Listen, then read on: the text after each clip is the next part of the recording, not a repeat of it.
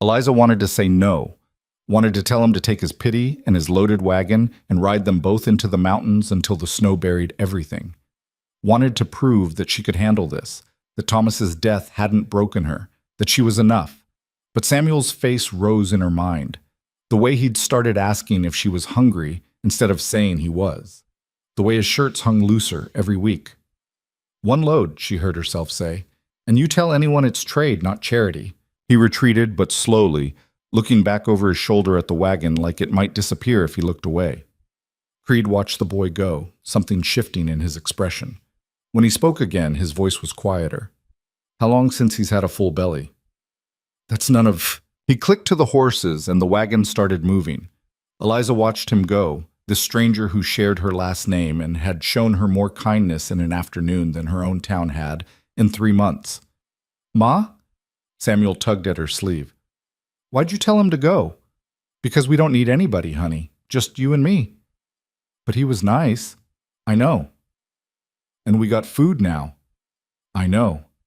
"So why—" "Because sometimes people leave anyway, Samuel. Better to send them off on your own terms than wait for them to decide you're not worth staying for." She said it quietly, but not quietly enough. When she looked down, Samuel was staring at her with eyes too old for 6. "Dad didn't leave on purpose," he said. "I know, baby." "He wouldn't have. Not ever." "I know, but she guided him inside anyway, before the tears could come. And they ate bacon that night for the first time in months, and it tasted like grief and gratitude mixed together until she couldn't tell which was which." Ticked. The next morning brought frost thick enough to paint the world white. Eliza woke before dawn, habit more than need, and lay in bed listening to Samuel's breathing from the other room. Even, steady, peaceful. A sound she'd been afraid she might lose. The supplies Creed had brought would last a month if she was careful, maybe 6 weeks if she stretched them. Enough to get through the worst of winter. Enough to give her time to figure out what came next. She rose, dressed in the dark, and built up the fire. The cabin was cold enough to see her breath, but it would warm soon. Coffee, real coffee, was already a memory worth savoring. Outside, the world was silent under its coat of frost. The creek ran black against white banks, steam rising where the water fought against cold. Beautiful, if you could forget it was trying to kill you. Eliza was filling the coffee pot when she heard it, the sound of an axe biting wood. She froze. The sound came again, rhythmic and sure from the direction of the woodpile. "Samuel," she called, keeping her voice low. "Stay inside." She grabbed Thomas's old rifle from beside the door, unloaded, but whoever was chopping wood didn't need to know that, and stepped onto the porch. Rowan Creed was at the woodpile, splitting logs with the efficiency of someone who'd done it 10,000 times before. He'd already built a substantial stack, and the pile of unsplit rounds was noticeably smaller. Eliza's hands tightened on the rifle. "You're still here." Creed sunk the axe into the chopping block and turned to face her. His breath plumed in the cold air. "Appears so." "I told you to leave." "I know." He picked up an armload of split wood. "Figured I'd get some work done first." "That wasn't the agreement." "Agreement was 1 load, then I'm gone. Didn't specify when. Don't parse words with me, Mr. Creed." "Wouldn't dream of it." He walked past her toward the cabin, arms full of firewood. "Just figured your woodpile could use attention. Winter's coming hard." "I can split my own wood. Can you?" He nodded toward the axe. "Because that blade's duller than sermon on Sunday, and your technique's going to cost you a finger before Christmas." Heat flooded her face, anger mixed with embarrassment. "I've been doing fine. You've been surviving. There's a difference." He set the wood down by the door, close enough that she could smell the pine sap and morning frost on him. "Look, I know you want me gone. I'll go. But let me sharpen your tools first. Check your roof. Make sure your chimney's not going to catch fire in the middle of January." "I don't need help." "Yeah, that's real clear." His voice stayed level, but something harder edged into it now. "But here's the thing, Mrs. Rowan. I spent last night in your barn because the boarding house in town was full and I wasn't about to waste money on the saloon. And lying there in the dark, I heard your roof creaking in the wind. I heard your chimney struggling to draw. I heard all the little sounds of a place that's trying real hard to hold together and might not make it through winter. Eliza's jaw clenched. My barn is not. I paid for it. He said it flatly, no room for argument. Left $2 under the water bucket. That's more than fair for one night's shelter. And this morning, I'm paying for breakfast with labor. Sharpen your tools, patch your roof, clean your chimney. Then I'll go and you can get back to handling everything yourself. I didn't invite you to breakfast. You didn't invite me to do a lot of things. Hasn't stopped them from needing doing. They stared at each other, frost breath mingling in the space between them. From inside the cabin, Samuel called out, Ma, who's that? Nobody, Eliza called back. The man from yesterday isn't nobody, Samuel said, appearing in the doorway. Hi, mister. He paused, then his face lit up. Mr. Rowan, like Ma. That's Creed, Eliza said sharply. Mr. Creed. But you said his name was Rowan. That's his first name. His last name is Creed. Samuel's face scrunched up in confusion. That's backwards.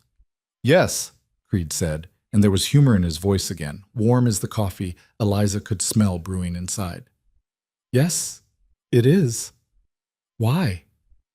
Samuel, inside. Now. But Ma. Now. The boy retreated, but slowly, looking between them like he was trying to solve a puzzle with missing pieces. When they were alone again, Eliza lowered the rifle.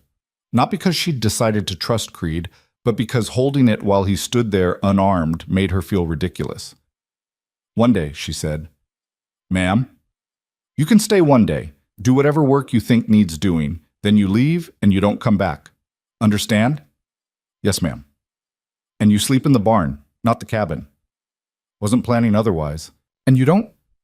She paused, trying to find the right words. You don't make promises to my son. Don't make him think you're staying. He's lost enough. Something shifted in Creed's expression, something that looked like understanding wrapped around old pain. I won't. I mean it. I know. Eliza wanted to say more, wanted to explain all the reasons why letting him stay even one more day was a mistake. But the coffee was ready, and her roof was creaking, and Samuel was watching from the window with hope in his eyes that she didn't have the heart to crush twice in 2 days. There's coffee, she said instead, if you want it. I'd appreciate that. She turned to go inside, then paused. And Mr. Creed? Ma'am? Thank you. For the supplies. I should have said that yesterday. You did, just not in words. She left him there and went inside, where Samuel was practically vibrating with questions she didn't have answers for. Creed worked through the morning with the steady focus of someone who'd learned that most problems came down to attention to detail. He sharpened the axe first, then the saw, then the knife she used for everything from cutting rope to preparing what little meat they had. The whetstone sang against steel, a sound that carried across the frost-still air. From the cabin, Eliza watched while pretending not to.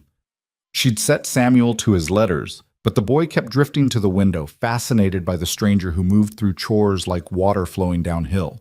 Inevitable, efficient, unstoppable. Is he going to stay? Samuel asked for the third time. No. But he's working real hard. That doesn't mean he's staying. Why not?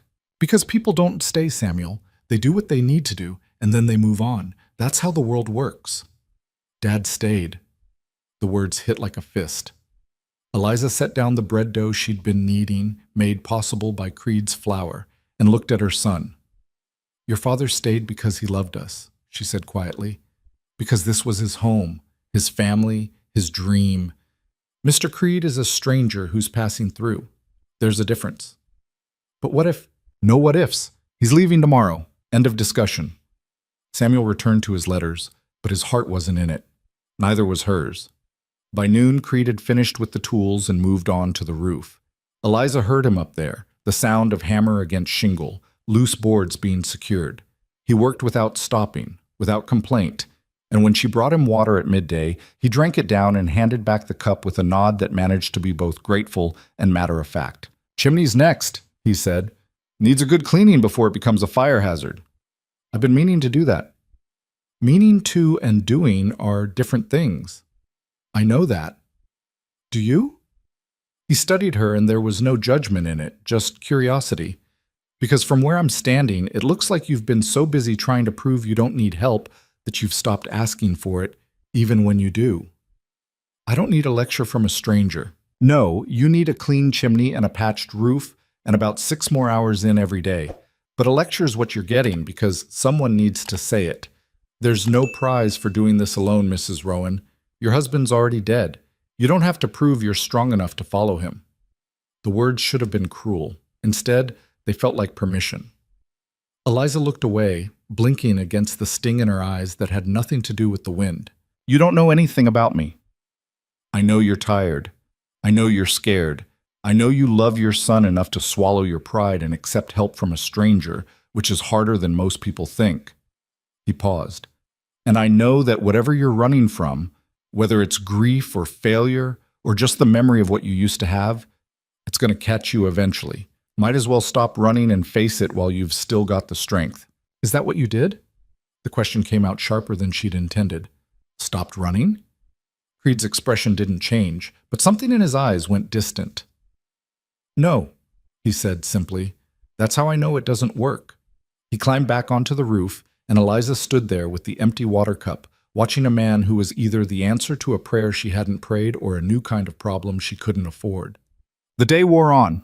Creed cleaned the chimney, using brushes and rods he'd brought from his wagon like he'd been planning this all along.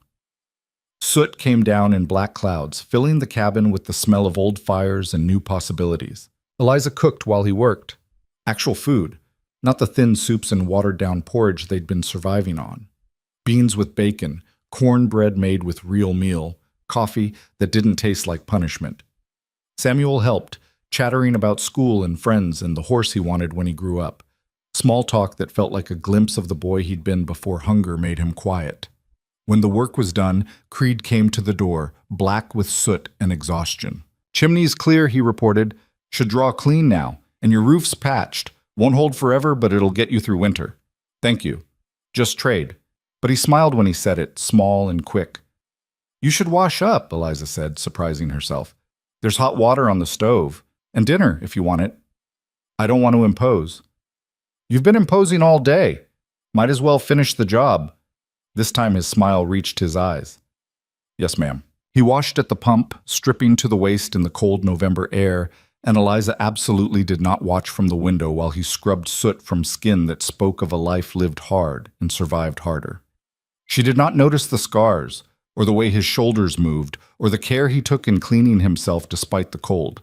She did not notice any of that. When he came inside, dressed and clean and smelling like lye soap, Samuel insisted he sit in the good chair, Thomas's chair, though neither of them said it. Eliza served dinner and they ate in silence for a while. The only sounds, the scrape of spoons against bowls and the pop of the freshly cleaned fire. This is good, Creed said eventually.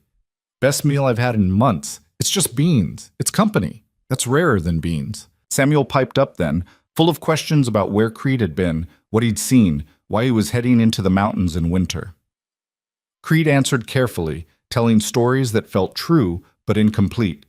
Work in Colorado mines, trouble with a foreman, a decision to move on before moving on became mandatory. Are you running from the law? Samuel asked, eyes wide. Samuel, Eliza snapped, but Creed just laughed. No, son, I'm running for myself. But the law's fine with me as far as I know. What's the difference? The law can catch you. Yourself, you carry with you wherever you go. It was dark by the time dinner ended. Creed helped clean up despite Eliza's protests, then gathered his things to head to the barn. At the door, he paused. Thank you for the meal and the hospitality. Thank you for the work. Just trade. Stop saying that. Stop believing it's charity.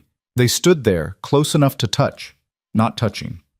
Outside, the first snow of the season was starting to fall, fat flakes that caught the light from the cabin and turned the world into something soft and temporary. Mr. Creed, Eliza said. Ma'am? Why are you really here? He thought about it for a long moment, watching the snow. Because when I heard Morrison turn you away, I remembered being the one turned away, he said finally. And I remembered how it felt. And I thought, just once, I'd like to be the one who helps instead of the one who needs it. That's not a good enough reason to go this far out of your way. Maybe not, but it's the only one I've got. He touched the brim of his hat and walked out into the snow, a dark figure against white, heading for the barn and whatever dreams or demons waited there. Eliza closed the door and leaned against it, listening to Samuel get ready for bed, feeling the warmth of the fire and the weight of the day settling into her bones. Tomorrow, Creed would leave. Tomorrow things would go back to normal. Her and Samuel, alone against the winter, surviving. Tomorrow. But tonight, her pantry was full. Her roof was patched. Her chimney drew clean, and for the first time since Thomas died, the cabin felt like it might actually protect them from what was coming. It wasn't hope. She wouldn't call it that. But it was something, and something, after months of nothing, felt like everything. Morning came with the kind of silence that meant fresh snow. Eliza woke to it, that particular quality of quiet that only happened when the world had been buried overnight. She lay still for a moment, listening for Samuel's breathing from the other room, for the crackle of the fire that should have died hours ago. The fire was still going. She sat up fast enough to make her head spin. Through the window, she could see maybe 6 inches of new snow, still falling in thick curtains that turned the mountains into ghosts, and smoke rising from the chimney in a steady column that meant someone had been feeding the fire. Eliza pulled on her shawl and went to the door. Her boots were where she'd left them, but next to them sat a neat pile of kindling and a bucket of water, fresh enough that steam still rose from the surface. "Damn it," she muttered. She found Creed at the woodpile again, working in the falling snow like weather was something that happened to other people. He'd already split enough wood to last a week, and the pile was growing. "You were supposed to leave," she called out. He sunk the axe and turned, brushing snow from his shoulders. "Couldn't." "Why not?" "Storm." He gestured at the white world around them. "Can't see 3 feet in any direction. Would be stupid to travel in this. So you decided to split wood instead." Couldn't sleep seemed productive. Eliza crossed her arms against the cold. She was still in her nightdress under the shawl, her feet already going numb in boots she hadn't bothered to lace. "The storm will pass." "Probably." "Then you'll leave." "If that's what you want?" "It is." "All right." He picked up the axe again. "Soon as it's safe to travel." She should have gone back inside. Should have left him to his work and the cold. Instead, she heard herself asking, "Did you sleep at all?" "Some." "Barn's not warm." "I've had worse." "That's not an answer." He paused, axe halfway to the next log. "No, ma'am." "I suppose it's not." They looked at each other across the snow, and Eliza realized she was standing outside in a storm arguing with a man about whether he'd slept poorly in her barn. It was possibly the most ridiculous thing she'd done since accepting his help in the first place. "There's coffee," she said, "when you're done trying to freeze to death." "Appreciate it." She went back inside, where Samuel was awake and pressed against the window, watching Creed work. "He's still here," the boy said, wonder in his voice. "Storm kept him." "But he's still here. For now. Maybe he'll stay." "Samuel said—" I know. People leave." He turned from the window, and the resignation in his 6-year-old face made her chest ache. "But maybe he's different." "He's not." "How do you know?" "Because I'm your mother, and I know things." Dad used to say that, then you'd both be wrong about something and laugh about it. The memory hit sharp enough to hurt. Thomas claiming he knew the creek would flood, her saying it wouldn't, both of them ending up soaked and laughing like fools. Back when being wrong together was just another way of being happy. "Your father and I were wrong about a lot of things," Eliza said quietly. "But not about this. Mr. Creed is passing through, that's all." Samuel didn't argue, but he didn't look convinced either. He just went back to the window, watching the stranger who might be different, probably wasn't, but could be. Eliza made breakfast while the snow fell and Creed worked and the fire burned with wood he'd cut. Oatmeal with real sugar this time, thanks to supplies she hadn't earned. The unfairness of it sat heavy in her stomach. When Creed finally came in, he was covered in snow and moving with the careful stiffness of someone who'd pushed past cold into the place where cold became dangerous. "Jesus, you're half frozen," Eliza said before she could stop herself. "I'm fine." "You're blue. Sit by the fire." "Mrs. Rowan, sit down." The command came out sharper than she'd intended, but it worked. Creed sat, and she brought him coffee and oatmeal and a blanket that had been Thomas's. He took them without protest, which told her more about how cold he actually was than any words would have. Samuel sat across from him, fascinated. "Don't you get cold?" the boy asked. "Sure." "Then why do you work in the snow?" "Because it needs doing." "But Ma said you were leaving anyway." "Samuel," Eliza warned. "She did. She said you were just passing through." Creed looked at Eliza, something unreadable in his expression. "Your ma's probably right." "Then why work so hard if you're just leaving?" "Because leaving doesn't mean not caring." Samuel thought about that for a moment, his face serious in the way children got when they were trying to understand adult logic. "That doesn't make sense." "No," Creed agreed. "I suppose it doesn't." They ate in silence after that. Outside, the storm showed no signs of stopping. If anything, it was getting worse, wind picking up enough to rattle the windows and send snow spiraling past in sheets. "This is going to be a bad one," Eliza said, more to herself than anyone else. "Probably last a day or two," Creed agreed. "Maybe 3. 3 days?" "Could be. Hard to tell with November storms. They either blow through or settle in." Eliza's hands tightened on her coffee cup. 3 days of a stranger in her barn, eating her food, working himself half to death on her land. 3 days of Samuel getting attached to someone who would leave the moment the weather cleared. 3 days of remembering what it felt like to not be alone.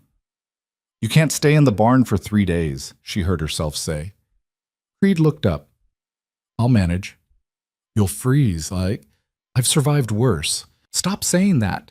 She set her cup down hard enough to slosh coffee onto the table. "Stop acting like suffering is just something you're supposed to accept." "Isn't it?" "No, it's not." She grabbed a rag to clean up the spilled coffee, needing something to do with her hands. "There's a spare room. Was supposed to be for storage, but we never got around to filling it. You can sleep there until the storm passes." "Mrs. Rowan." "It's not charity. You've worked enough to earn a warm place to sleep, and if you freeze to death in my barn, I'll feel obligated to bury you, and the ground's too frozen for that to be anything but miserable." Samuel giggled at that, quickly trying to hide it behind his hand. Creed studied her for a long moment, and Eliza had the uncomfortable feeling of being seen more clearly than she'd like. "All right," he said finally. "Thank you." "Don't thank me. Just don't make me regret it." The rest of the morning passed in a strange kind of domesticity. The storm kept them inside, so Creed turned his attention to smaller repairs. A loose cabinet hinge, a crack in the window frame that let in drafts, the table leg that wobbled just enough to be annoying. He worked with quiet efficiency while Eliza tried to pretend she was doing normal things, not watching a stranger fix pieces of her life she'd given up on fixing herself. Samuel followed Creed around like a puppy, asking endless questions that would have driven most men crazy. But Creed answered each one with patience that seemed genuine, not forced. "Why do you carry a knife like that?" "Because a tool you can't reach when you need it isn't much use." "Why's your horse so big?" "Because I'm so big. Small horse would look silly." "Why don't you talk much?" "Because listening's usually more useful than talking. Ma says talking's how people understand each other." "Your ma's probably right about that too." Around midday, Eliza started cooking again, partly because they needed to eat and partly because it gave her something to do besides watch Creed work.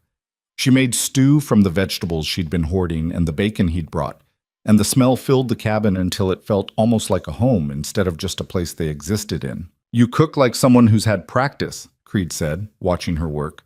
"Had to learn." Thomas was hopeless in the kitchen. He was good at other things, though. It wasn't a question, but Eliza answered anyway.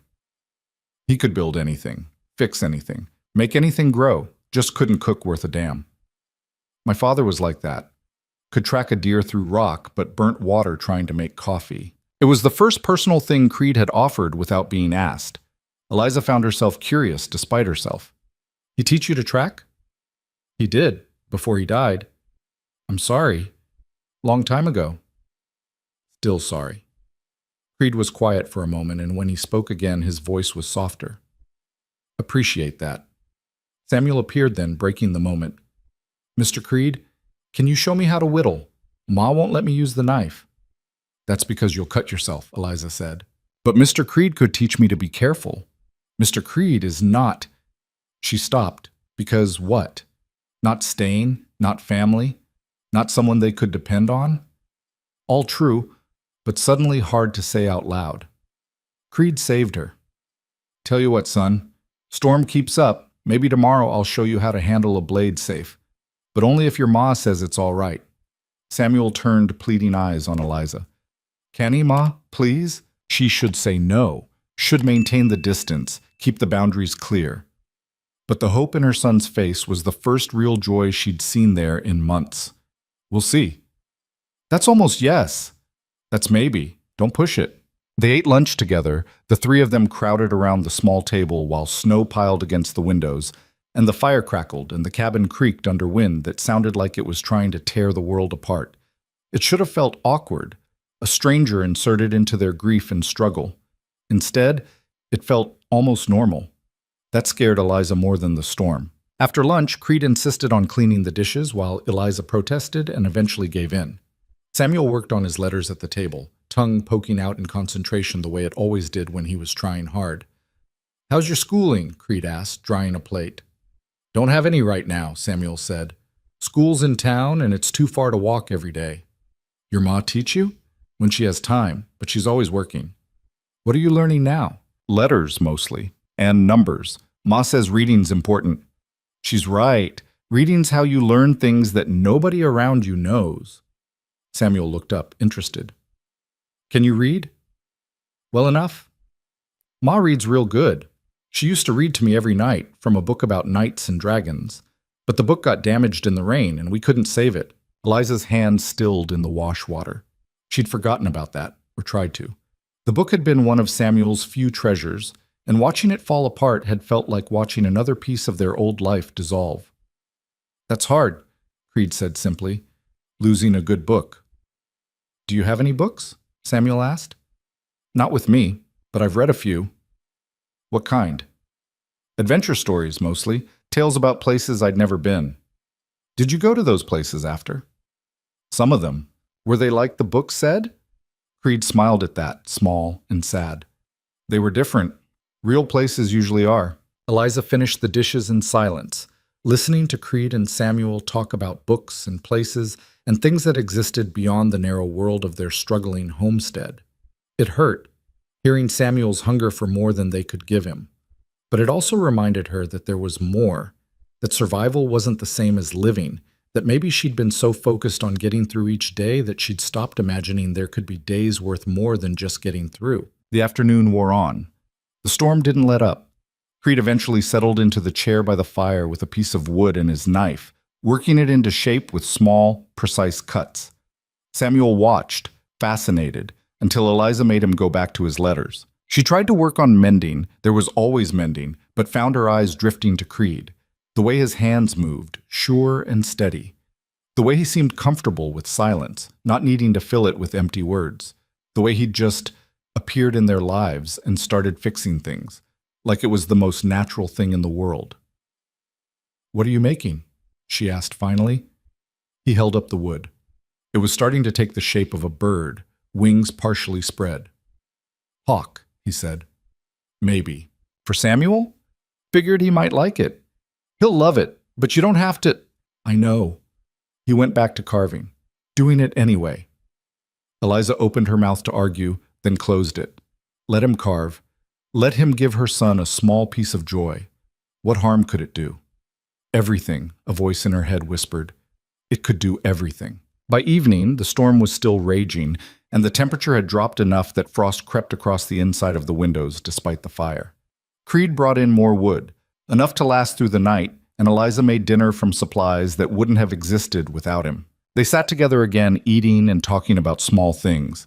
Samuel told stories about the friends he'd had in town before they'd become too poor for friendship. Creed talked about horses he'd known, trails he'd ridden, mountains that looked like they could touch the sky. Eliza mostly listened, occasionally adding a comment or memory, feeling herself relax in a way she hadn't since Thomas died. It was dangerous, this feeling, comfortable, safe. After dinner, Samuel yawned so wide his jaw cracked. Bedtime, Eliza said. But, no buts. You're falling asleep in your soup. Am not. R2. Go. He went, but not before stopping by Creed's chair. Will you still be here in the morning? Creed glanced at Eliza, and something passed between them. A question, maybe, or a promise neither of them was ready to make.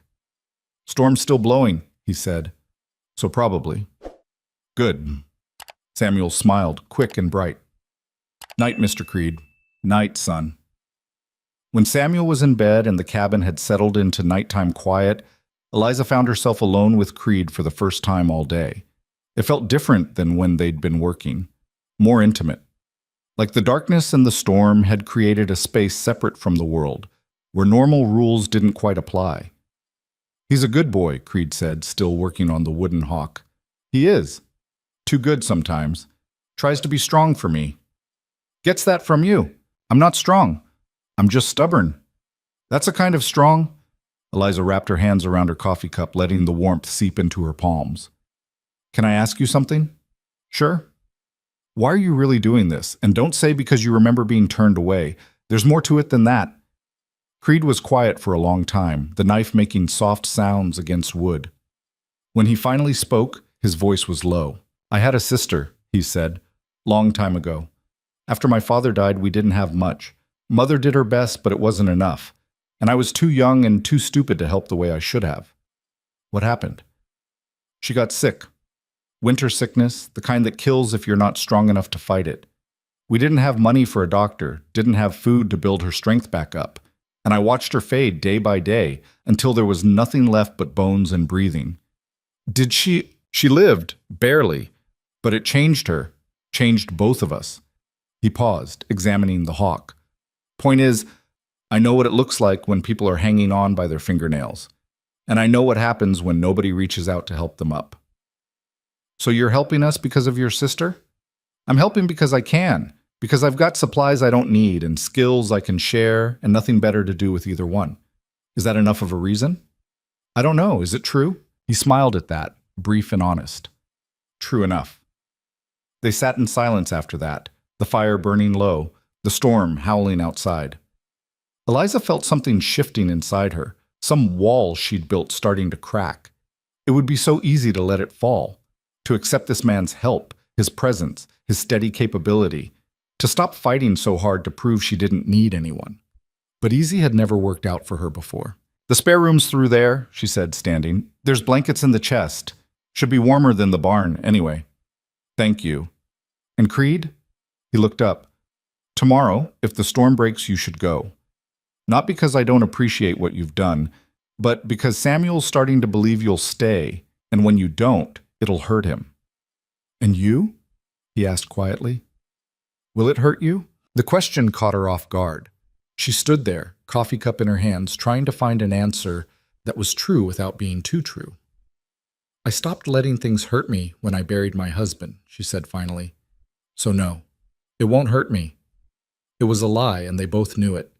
But Creed nodded like he believed her, or like he was willing to pretend he did. "Good night, Mrs. Rowan." "Good night." She went to her room and lay in bed listening to the storm and the unfamiliar sound of someone else moving through her home. It should have felt invasive. Instead, it felt like something she'd been missing without knowing she was missing it. Sleep was a long time coming. The storm lasted 3 days, just like Creed had predicted. 3 days of being trapped inside with a stranger who was becoming less strange with every hour.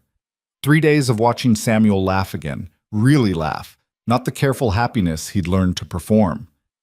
3 days of feeling the cabin become something more than just shelter. Creed taught Samuel to whittle on the second day, showing him how to hold the knife, where to cut, how to read the grain of the wood. Eliza watched them work together, heads bent close, and felt her throat get tight. "Not like that," Creed said patiently. "Knife away from your body, always away." "Like this?" "Better. Keep your thumb tucked. That's right." "I'm making a horse." "I can see that." "It doesn't look like a horse." "Not yet, but it will." On the third day, Creed fixed the wobble in Samuel's bed and replaced a floorboard that had rotted through. Small things. The kind Thomas would have done if he'd lived. Eliza tried not to notice, tried not to compare, but the comparisons came anyway. Thomas had been loud, laughing, full of plans and dreams that outpaced their reality. Creed was quiet, careful, present in a way Thomas never quite managed. Not better, just different. And maybe that was worse because it meant she couldn't hold on to Thomas's memory as the only way a good man could be. That evening, as they sat down to dinner, the wind finally started to die. The snow had stopped hours before, leaving the world buried under white that glittered in the last of the daylight. "Storm's breaking," Creed said, looking out the window. Samuel's face fell. "Does that mean you're leaving?" "Samuel," Eliza warned. "But, Ma, Mr. Creed has his own life, his own plans. He doesn't need a little boy pestering him about staying." "I'm not pestering. You are. Apologize." "But now." Samuel's eyes filled with tears, but he turned to Creed. "I'm sorry. Nothing to apologize for," Creed said gently. "And for what it's worth, I've liked having someone to talk to. Gets lonely on the trail." "Then stay." The words burst out of Samuel before Eliza could stop them. "Please. You could live in the barn, and we could help you, and you wouldn't have to be lonely anymore." "Samuel, that's enough." "But why can't he stay? We have room, and he helps, and he's nice, and because people don't just stay because a little boy asks them to." Eliza's voice came out harsher than she'd intended. "Life doesn't work that way. Mr. Creed has places to be and things to do, and we are not his responsibility." Silence crashed down like a fallen tree. Samuel stared at her, tears spilling over now, and Creed looked at his plate like he wished he could disappear into it. "I hate you," Samuel whispered. "Samuel, I hate you, and I hate this place, and I hate that Daddy died and left us here alone." He ran to his room, slamming the door hard enough to rattle the windows. In the silence that followed, Eliza could hear him crying, muffled and broken. She stood, intending to go after him, but Creed's voice stopped her. "Let him settle first. He's angry, not wrong. He had no right. He's 6, and he's scared, and for 3 days he got to pretend things might be different." Creed finally looked at her, and his eyes were kind but firm. "That's not his fault. It's not yours either. Isn't it? I'm the one who stayed. I knew it would be hard when I left, but I stayed anyway. Because of the storm. At first, maybe. But I could have gone yesterday, when the wind died down. Could have gone this morning, before the snow got soft. I stayed because—" He trailed off, shaking his head. "Doesn't matter why. Point is, he's right to be angry, and you're right to be scared." "I'm not scared." "Yes, you are. You're terrified that if you let yourself need someone, they'll leave. Or worse, they'll die. And you'll have to go through all that pain again." The accuracy of it felt like a slap. Eliza's hands trembled as she gripped the edge of the table. "You don't know anything about what I feel." "No, ma'am. But I know what I see. And I see a woman who's been strong for so long she's forgotten it's okay to bend sometimes. I bend, I break. Or you bend and you survive. There's a difference." Eliza wanted to argue, to prove him wrong, to maintain the walls she'd built so carefully. But she was tired. Tired of fighting, tired of pretending, tired of being alone with grief that had nowhere to go but deeper. "What do you want from me?" she asked, and hated how broken her voice sounded. "Nothing. I want to help, that's all." Nobody helps for nothing. Maybe I'm trying to make up for the times nobody helped me. That's not my burden to carry. "No," Creed agreed. "But maybe it's mine to offer." From the other room, Samuel's crying had quieted to occasional hiccups. Eliza looked toward his door, then back at Creed. "If you stay," she said slowly, "it can't be because of him. Can't be because he asked, or because you feel sorry for us. If you stay, it has to be because you want to. Because you're choosing this, not because you feel obligated. And if I choose to stay, then you have to mean it. No leaving when things get hard. No running when the next town looks more interesting. Samuel's already lost one person he loved. I won't let him lose another." "And you?" Creed asked again. "What about what you'll lose?" Eliza met his eyes, and for the first time in 3 days, she let herself be honest. "I've already lost everything that mattered. At this point, I'm not sure there's anything left to lose. It wasn't romantic or hopeful or any of the things stories said moments like this should be. It was just true, raw, and real and painful." Creed stood, walked around the table, and stopped in front of her. Close enough that she could see the fine lines around his eyes, the silver starting in his hair, the scar that ran along his jaw. "I'll stay," he said. "Not because your son asked, though that matters. Not because you need help, though you do. I'll stay because for 3 days, I felt like maybe I could stop running, and I'd like to see if that feeling lasts. And if it doesn't, then I'll tell you before I go. I won't just disappear." It wasn't a promise of forever, but it was honest, and honesty was rarer than forever anyway. "All right," Eliza said, "you can stay." The next morning felt different. Not better, not worse, just different in a way that made Eliza's chest tight as she moved through the cabin doing things she'd done 1,000 times before. The coffee smelled the same, the fire crackled the same, but Creed's bedroll was tucked in the corner of the spare room and his coat hung by the door next to hers, and everything had shifted just enough to make the familiar feel strange. Samuel came out of his room quiet, eyes red from crying, not quite looking at either of them. He went straight to the table and sat, hands folded in his lap like he was waiting for punishment. "I'm sorry I said I hated you," he told Eliza, voice small. "I know, baby." "I don't really." "I know that too." He finally looked up at her, then over at Creed. "Are you still leaving?" Creed was at the stove, frying bacon that popped and hissed in the pan. "No, I'm staying for a while." Samuel's whole face transformed, hope flooding in so fast it hurt to watch. "Really?" "Really, if that's all right with you." "Yes!" Samuel was out of his chair and across the room before Eliza could blink, wrapping his arms around Creed's waist. "Thank you, thank you, thank you." Creed's hands hovered awkwardly for a moment before settling on the boy's shoulders. "Easy now. Still gotta see if your ma and I can stand each other for more than 3 days." "You will. Ma's nice once you get to know her." "I'm standing right here," Eliza said. "See? Nice." Samuel grinned up at Creed, then seemed to remember himself and let go, stepping back. "Sorry. Dad used to say I hugged too hard." "Your dad was wrong," Creed said simply. "No such thing as hugging too hard."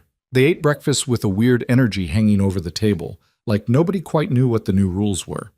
Creed was staying, but what did that mean? Where would he sleep? What would he do? What were they to each other now besides people sharing space and meals? Eliza cleared the plates and tried not to think about it. Tried not to notice how natural Creed looked sitting in Thomas's chair, or how right it felt to have another adult voice in the morning, or how much easier breathing seemed when she wasn't carrying everything alone. "I need to go into town," she said, more to break the silence than anything.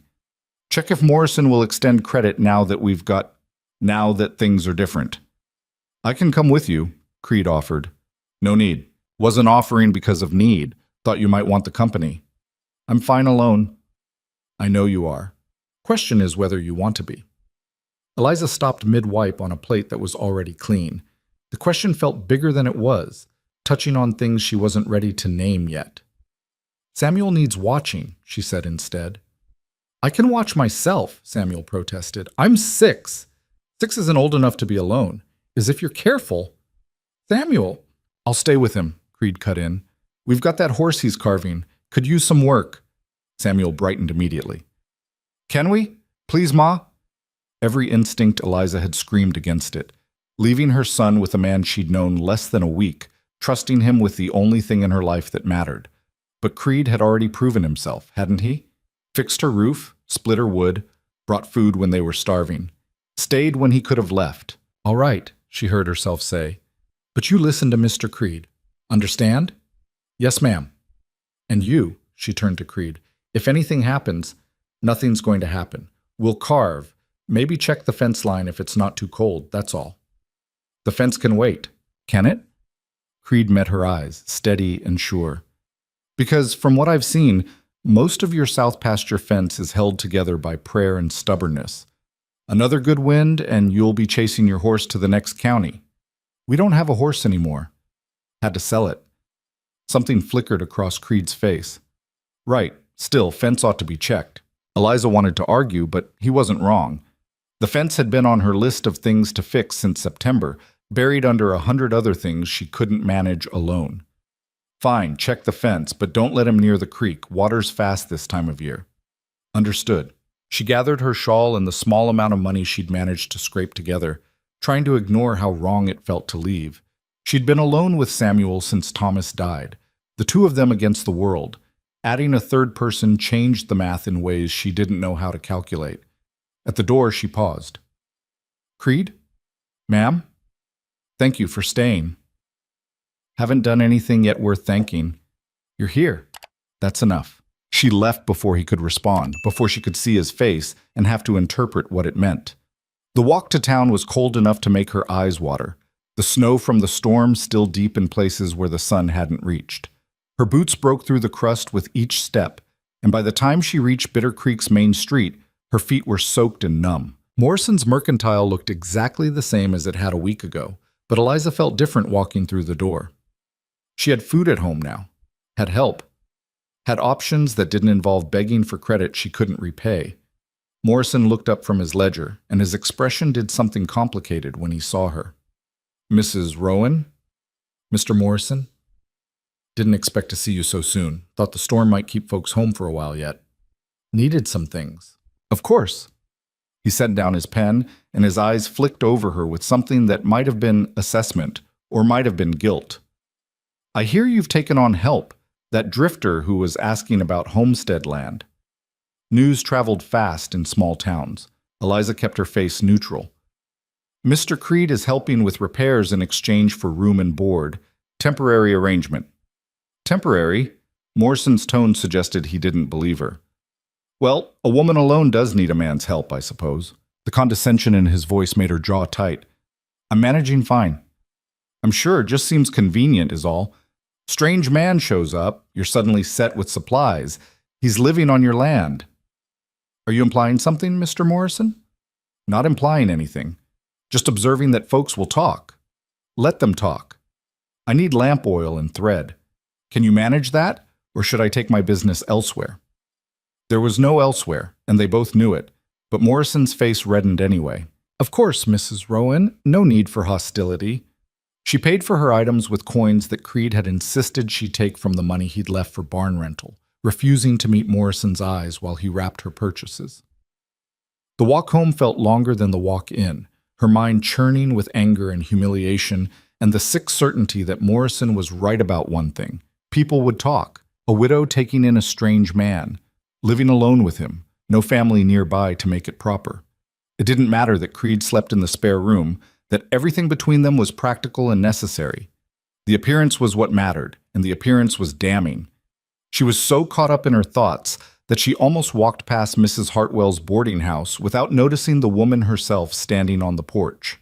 Eliza, dear? Eliza stopped, every muscle tensing. Mrs. Hartwell, I was hoping to catch you. May I have a word? It wasn't really a question. Eliza climbed the porch steps, trying to prepare herself for whatever poison would come wrapped in concern this time. Mrs. Hartwell waited until they were alone, then dropped her voice to a conspiratorial whisper. I wanted to speak with you about your current situation. What situation is that? Don't play coy, dear. The whole town knows you've taken in that Creed fellow. Living under your roof, working your land, people are concerned. Concerned about what exactly? Your reputation, for one thing. A widow living alone with an unmarried man, it simply isn't done, not in decent society. Then I suppose it's fortunate I'm no longer part of decent society. Mrs. Hartwell's eyes narrowed. There's no need for that tone. I'm trying to help. Are you? Because it sounds more like you're trying to shame me. I'm trying to protect you from making a terrible mistake. This man, you know nothing about him. Where he's from, what he's running from, what his intentions are. His intentions are to help me survive the winter, that's all. Is it? Because from where I'm standing, it looks like he's taking advantage of a desperate woman. The words hit like a punch. Eliza felt her face flush, anger and shame mixing together until she couldn't tell which was which. With respect, Mrs. Hartwell, my arrangements are none of your business. They are when they reflect on this community. We have standards, Eliza, moral standards that allowed you to watch me starve? The question came out sharper than Eliza intended. These moral standards you're so concerned about, where were they when I was turned away from the mercantile? When I couldn't feed my son? When decent society decided my dead husband's credit was no longer good? Mrs. Hartwell drew herself up, offended. That's hardly fair. Fair? You want to talk about fair? A stranger showed me more kindness in one afternoon than this town has shown me in 3 months. So forgive me if I'm not particularly concerned about what decent society thinks of my choices. Well, Mrs. Hartwell's voice could have cut glass. I can see there's no reasoning with you. But mark my words, Eliza Rowan, this will end badly. Men like that don't stay. They take what they want and move on, and you'll be left with nothing but a ruined reputation and a broken heart. Then at least I'll be left alive, Eliza said, and walked away before Mrs. Hartwell could respond. Her hands shook the whole way home. Not from cold this time, but from rage and fear and the horrible certainty that Mrs. Hartwell might be right. Not about Creed's intentions, she believed those were honest, but about the ending. People like Creed didn't stay. They were built for moving, for horizons, for roads that led somewhere else. And when he left, what would she have? A reputation in tatters, and a son who'd learned to hope again just in time to have it crushed. She was so caught up in her thoughts that she didn't notice anything wrong until she came around the last bend and saw Samuel standing in the yard alone, face pale and scared. "Ma!" He ran to her, and her heart stopped. "What's wrong? Where's Creed?" "At the south fence. There was a cow, not ours, must have wandered from somewhere, and it got tangled in the wire, and Mr. Creed went to help it, but the fence broke and now he's—" Eliza was running before Samuel finished, her purchases forgotten in the snow. The south fence was a quarter-mile from the cabin, over rough ground that had been treacherous even before the storm. She ran anyway, breath burning in her lungs, terror making her clumsy. She found him at the fence line, covered in blood. "Jesus Christ! It's not mine," Creed said quickly. He was kneeling next to a cow that was very much dead, its throat torn open by barbed wire. "Mostly not mine." "Mostly?" He held up his left hand, which was wrapped in what looked like a strip of his shirt. Blood was seeping through the fabric. "Wire caught me when I was trying to free her. By the time I got her loose, she'd already bled out. Nothing I could do." Eliza knelt beside him, reaching for his hand. "Let me see." "It's fine. Let me see." He unwrapped the makeshift bandage and Eliza's stomach turned. The cut ran from his palm to his wrist, deep enough that she could see the white of something that might have been tendon. Blood welled up fresh when the pressure was released. "This needs stitching." "I know." "Can you walk?" "Can I? Yes, of course I can walk. It's my hand, not my leg." "Don't be smart with me right now." She helped him up, and they made their way back to the cabin slowly, Creed's hand wrapped again and held against his chest. Samuel met them in the yard, eyes huge. "Is he going to die?" "No," Eliza said firmly, "but I need you to get the medicine kit from under my bed, and boil water. Can you do that?" "Yes, ma'am." Inside, she sat Creed down and unwrapped his hand again, this time with better light to see by. The cut was worse than she'd thought, ragged and dirty from the rusty wire.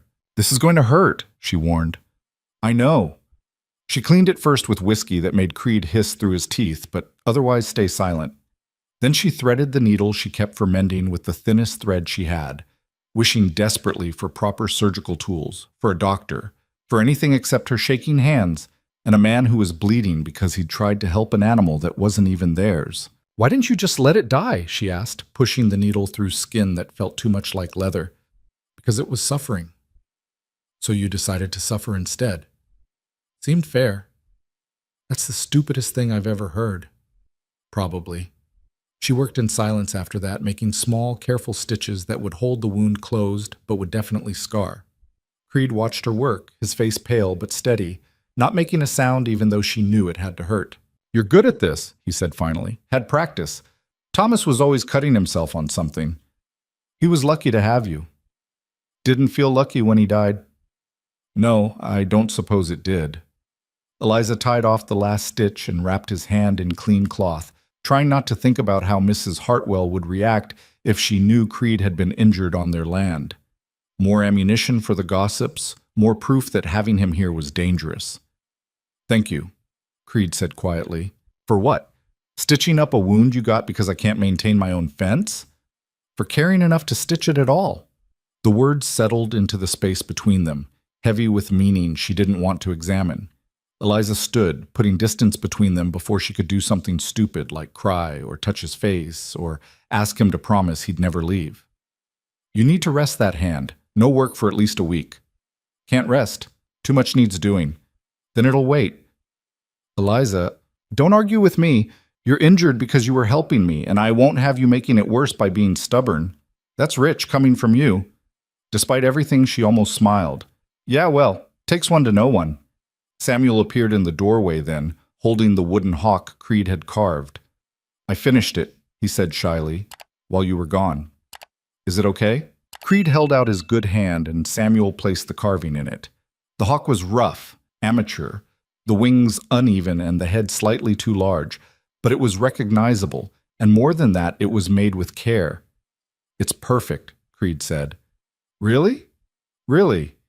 Your first carving, and it's already better than mine was. You're just saying that. I'm not. Mine looked like a potato with wings. Samuel giggled, and the sound was so normal, so purely happy, that Eliza felt something crack inside her chest. This. This was what she'd been fighting so hard to preserve and protect, not just survival, but the possibility of joy. And Creed had given them that, however temporarily, however dangerously. That night, after Samuel was asleep and Creed's hand had been checked and rewrapped, Eliza found herself unable to settle. She moved through the cabin straightening things that didn't need straightening, her mind racing with everything that had happened and everything it might mean. Creed watched her from his chair, patient as stone. You're going to wear a hole in the floor, he said finally. I'm fine. You're not. How would you know? Because you've checked the door 3 times in the last 10 minutes, and we both know it's locked. Eliza stopped pacing. Mrs. Hartwell cornered me in town today.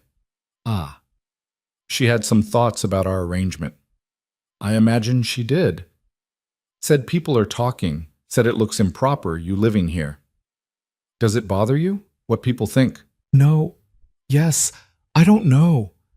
Eliza sank into the chair across from him, suddenly exhausted. I spent my whole life caring what people thought, trying to be respectable, proper, worthy of their good opinion. And where did it get me? Turned away when I needed help, judged for accepting it when it finally came. So stop caring. That easy? Didn't say it was easy. Said you should do it anyway. Eliza looked at him, really looked, taking in the bandaged hand and the tired eyes, and the way he sat like someone who'd learned to find comfort in uncomfortable places. Why did you really stay? She asked. And don't give me the line about feeling like you could stop running. I want the truth. Creed was quiet for a long moment, the fire crackling between them. When he spoke, his voice was low and honest in a way that made her chest ache. Because I'm tired, he said simply. Tired of moving, tired of being alone, tired of waking up in places that don't matter with people who don't care. And when I was here, for those 3 days during the storm, I woke up and it felt like maybe this place could matter. Like maybe you and Samuel could care, if I gave you reason to. Like maybe I could build something instead of just passing through. That's a lot of maybes. It is. What if they don't work out? What if you wake up in a month and realize you made a mistake? Then I'll have tried. And trying's more than I've done in a long time. Eliza wanted to believe him. Wanted to trust that this time would be different, that this man would stay, that the maybes would become certainties. But trust was a muscle she'd forgotten how to use. I can't make you any promises, she said. Can't promise I'll be easy to live with, or that this will work, or that Samuel won't drive you crazy with questions. I'm not asking for promises. What are you asking for? A chance, that's all. It should have felt like too much. Instead, it felt like exactly enough. Okay, Eliza said. A chance. They sat there in the firelight, not touching, not moving, just being in the same space together, while the night deepened and the world outside went cold and still.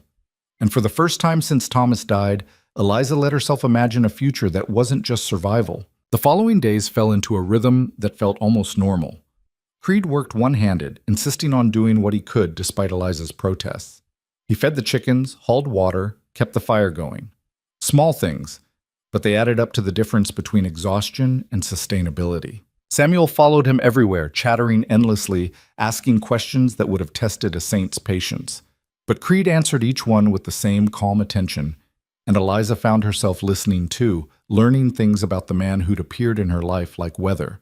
Sudden, unavoidable, potentially dangerous. He'd been born in Montana, raised by a father who taught him to track and a mother who taught him to read. The sister he'd mentioned had married a farmer and now had 3 children of her own. He'd worked in mines, on ranches, as a guide for hunters who wanted to pretend they were frontiersmen. He'd been engaged once, briefly, to a woman who decided she'd rather marry someone who stayed in one place. "Do you regret it?" Eliza asked one evening while they were preparing dinner. Samuel was outside, playing in the snow that had started to melt. "Letting her go?" "Sometimes, but she was right to choose differently. I wasn't ready to stay then. And now? Now I'm trying to be." The honesty of it made her throat tight. She focused on cutting vegetables, needing something to do with her hands. "I went to see Morrison again yesterday," she said, changing the subject. "Paid off what I owed him." "With what money?" "Some I'd saved, some from selling eggs to the Hendersons." "Eliza, don't. I needed to do it myself, needed to stand in that store and prove I could manage my own debts." "And did it feel good, proving that?" "No, it felt necessary." Creed set down the pot he'd been scrubbing. "You know you don't have to prove anything to me, right?" "I'm not trying to prove anything to you." "Aren't you? Because from where I'm standing, it looks like you're still trying to show the world you don't need help, even when you have it, even when accepting it doesn't make you weak. You don't understand." "I understand that your husband died and left you in an impossible situation. I understand that you've been fighting to keep your head above water for months. I understand that accepting help feels like admitting defeat." He moved closer and his voice softened. "But Eliza, you're not defeated. You're still here, still fighting, still keeping your son safe and fed and happy. That's not weakness, that's strength." She wanted to argue, to push back against words that felt too kind to be true. But something in her was so tired of fighting, even against kindness. "I don't know how to do this," she admitted quietly. "Do what?" "Let someone help. Let someone in. I've been alone so long I've forgotten how to be anything else." "Then we'll figure it out together. Both of us fumbling around, making mistakes, trying anyway." "That doesn't sound very romantic." "No, it sounds real. And real, Eliza was starting to understand, might be better than any romance she'd imagined. December arrived with cold that made the earlier storms seem gentle. The temperature dropped so low that water froze in the bucket overnight, and frost painted the inside of the windows in patterns that looked like frozen flowers. Creed's hand healed slowly, the stitches holding despite his insistence on working before he should. They fell into a pattern of survival that felt like living. Creed mended fence while Eliza tended the chickens and what remained of their kitchen garden under snow. Samuel learned to read better, practicing with Creed in the evenings by firelight. They ate together, worked together, existed in the same space until the edges of stranger and family started to blur. But underneath the pattern, tension was building, not between them but in the world outside. The cold deepened, supplies in town grew scarce, and Eliza could feel something coming, the way animals sense storms before they arrived. She was right. The blizzard hit on a Tuesday, turning the world white in minutes. Wind screamed around the cabin, finding every crack and gap, and snow fell so thick that Eliza couldn't see the barn from the porch. "This is bad," Creed said, standing at the window. "How bad?" "Worst I've seen in years. Could last days." "We have enough food." "It's not food I'm worried about. It's the animals. Chickens in the barn won't survive cold like this without heat. We can't bring them inside." "No, but I can stay with them. Keep a fire going in the barn, make sure they don't freeze." "Absolutely not. That barn barely stands in good weather. You'll freeze to death out there." "Better me than the chickens? They're your food supply for the winter." "They're not worth your life." "That's not your call to make." They stared at each other, the argument crackling between them like lightning. Outside, the wind hit the cabin hard enough to make the walls groan. "Please," Eliza said, and hated how her voice broke. "Please don't go out there." "I have to. You know I do." "Then I'm coming with you." "What about Samuel?" She turned to find her son standing in the doorway of his room, eyes wide and frightened. "I'll be okay, Ma," he said, trying to sound brave. "I'm not a baby." "Samuel?" "Mr. Creed's right. We need those chickens, and he needs help." The fear in her chest was a living thing, clawing and desperate. But Samuel was right, and Creed was right, and sometimes being strong meant doing the thing that terrified you. "All right," she said, "but we do this together, all three of us." They bundled up in every piece of clothing they owned and ventured into the storm like soldiers heading into battle. The cold hit so hard it felt like being struck, and the wind was strong enough to knock Samuel off his feet. Creed caught him, lifting the boy against his chest, and they fought their way to the barn through snow that was already knee-deep. Inside, it was barely warmer, but at least the wind couldn't reach them. The chickens huddled in their roost, already looking half frozen. "We need fire," Creed said, "and we need to block as many gaps as we can." They worked in desperate silence, Eliza stuffing rags into cracks, while Creed built a fire in an old barrel, feeding it carefully to keep it burning without burning down the barn. Samuel gathered eggs and tried to warm the chickens with his own body heat, talking to them in a soft voice that reminded Eliza painfully of Thomas. Hours passed. The storm didn't let up. The fire burned low, and Creed fed it with wood they'd stacked in the corner, wood that was meant to last weeks but wouldn't last the night at this rate. "We're going to run out," Eliza said. "I know." "Then what?" "Then we make choices." She understood what he meant. The chickens or themselves, food for the winter or survival through the night. "No," she said firmly. "We don't choose. We find another way." "Eliza, there's furniture in the cabin. The chairs Thomas made, we can burn those." "Those are all you have left of him. And these chickens are all we have left of survival. I know which one he'd choose." Creed looked at her for a long moment, and she saw something shift in his expression. Respect, maybe. Or understanding. "All right," he said. "Samuel, you stay here with the chickens. Keep them warm. Your ma and I will get more fuel." The trip back to the cabin was worse than the trip out. The storm had intensified, and visibility was down to nothing. They held on to each other, fighting through wind that wanted to tear them apart, through cold that wanted to stop them where they stood. Inside the cabin, Eliza went straight for the chairs. 4 of them, beautifully made, the wood smooth from years of use. Thomas had crafted them their first winter here, working by firelight while she'd sewn curtains for windows that still let in drafts. "You're sure?" Creed asked. "I'm sure." They broke the chairs apart and carried the pieces back through the storm, fed them to the fire that kept the barn just warm enough, just survivable enough. Watched the wood that Thomas had shaped with his own hands turn to ash and heat. Samuel fell asleep against Eliza's side, exhausted from fear and cold. Creed kept the fire going, his injured hand making the work harder, but not impossible. And Eliza sat there in the barn, surrounded by chickens and smoke and the sound of wind that wanted to kill them all, and felt something settle inside her. This was love, not the romantic kind from stories, not the easy kind that came with promises and certainty. This was the kind that meant burning your husband's chairs to keep his son warm, the kind that meant a stranger staying in a freezing barn because someone else's survival mattered, the kind that hurt and cost and demanded everything. "Creed," she said quietly. "Yeah? If we survive this, we will." "When we survive this," she corrected, "I want you to know something." "What's that?" "I'm glad you stayed. I'm glad you're here. And whatever happens after this, I'll never regret saying yes to that first load of supplies." He looked at her across the fire, his face shadowed and lined with exhaustion, and smiled. It was small and tired and more honest than anything she'd seen in months. "Me too," he said simply. The storm lasted 3 days, exactly as he'd predicted. 3 days of fighting to keep the fire going, rationing the wood from the chairs, taking turns sleeping while the other kept watch. 3 days of cold that went bone deep, of wind that sounded like screaming, of wondering if they'd made a terrible mistake. But they survived. All of them. When the storm finally broke and they stumbled back to the cabin with half-frozen chickens wrapped in Eliza's shawl, the sun was shining like it had never left. Samuel collapsed in his bed and slept for 12 hours straight. Creed checked the property for damage, moving like someone who'd aged 10 years in 3 days.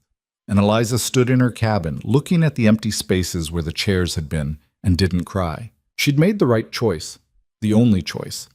And if she'd learned anything from Thomas's death, it was that you couldn't hold on to the past when the present needed you more. That night, after Samuel was fed and bathed and safely asleep, Eliza found Creed standing outside in the snow, looking up at stars that were finally visible again. "Couldn't sleep?" she asked. "Didn't want to. Feels like I might miss something if I do." "Like what?" "This. You. The fact that we made it through. She stood beside him, close enough to feel the warmth of him in the cold air. We did, thanks to you. Thanks to all of us. Samuel was brave as hell. He is, gets that from his father. Gets it from you too. They stood in silence for a while, and Eliza felt the weight of the last few days settling into her bones. The fear, the exhaustion, the desperate hope that had kept her moving when everything hurt. I need to tell you something, she said finally. All right, when you first showed up, I thought you were the worst thing that could happen to us. Another complication in a life that was already too complicated. Another person to worry about, to feed, to lose? Yes, to lose. She turned to face him. But these last few days, I realized something. You're not another person to lose. You're another person to live with. And there's a difference. Is there? There has to be. Because I can't spend the rest of my life being afraid of loss. Samuel deserves better than that. I deserve better than that.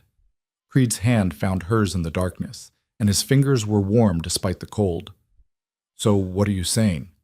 I'm saying stay. Not as hired help or temporary assistance. Stay as... She paused, trying to find the right words. Stay as someone who matters. Someone who belongs here. I'm already staying. No, you're waiting to see if you'll stay. I'm asking you to decide, now, tonight. Stay because you choose to, not because you feel obligated, or because the weather's bad, or because a little boy asked nicely. Stay because you want this. Want us. He was quiet for so long that Eliza's heart started to sink. She'd pushed too hard, asked for too much, scared him away with demands he wasn't ready to meet. But then he squeezed her hand, gentle and sure. I want this, he said. I want you. Want Samuel. Want to build something that lasts instead of just passing through. I want to stay, Eliza. Not because I should, but because I can't imagine leaving. The relief was so strong it made her dizzy. Okay. Good. Good. Very good. They stood there in the snow, hands clasped, looking at stars that had watched them survive. And Eliza felt something she hadn't felt since Thomas died, something she'd thought was gone forever. She felt like maybe, just maybe, she could be happy again. Winter deepened after the blizzard, but something fundamental had shifted. The cold was still brutal, the work still endless, but now it felt shared instead of survived. Creed moved his few belongings from the spare room to the barn without being asked, giving Samuel back the space he'd surrendered without complaint. It was a small thing, but Eliza understood what it meant. He was staying, but he was also leaving them room to breathe, to adjust, to figure out what this new arrangement actually looked like. You don't have to sleep out there, she told him the first night after he moved. I know, but it's better this way, for now. Because of what people will say? Because of what Samuel needs. He's been through enough without having to sort out complicated adult things on top of it. Eliza wanted to argue, but he was right. Samuel had accepted Creed's presence with the easy adaptability of children, but there was a difference between accepting a helpful stranger and accepting a replacement for his father. That line needed to be walked carefully, deliberately. Still, it was strange watching Creed head out to the barn each night, knowing he was choosing cold over comfort because he was thinking about her son's heart instead of his own convenience. The work began in earnest the next week.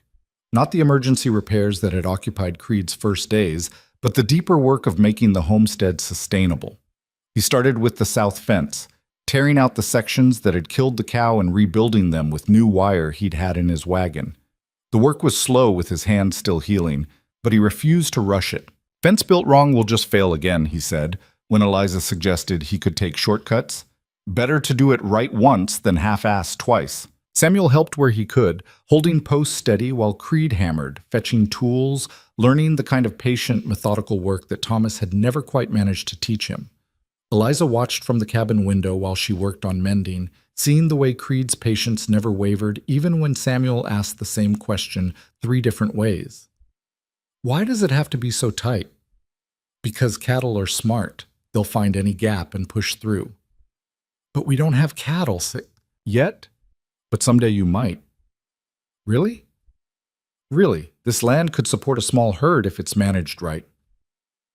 Samuel's face lit up with possibilities, and Eliza felt her chest tighten. Creed was building more than fence. He was building futures, giving her son something to imagine beyond just making it through another winter. The town noticed, of course. Hard to keep secrets in a place as small as Bitter Creek. Eliza went in for supplies 2 weeks after the blizzard and felt the weight of stairs following her through Morrison's Mercantile like she'd grown a second head.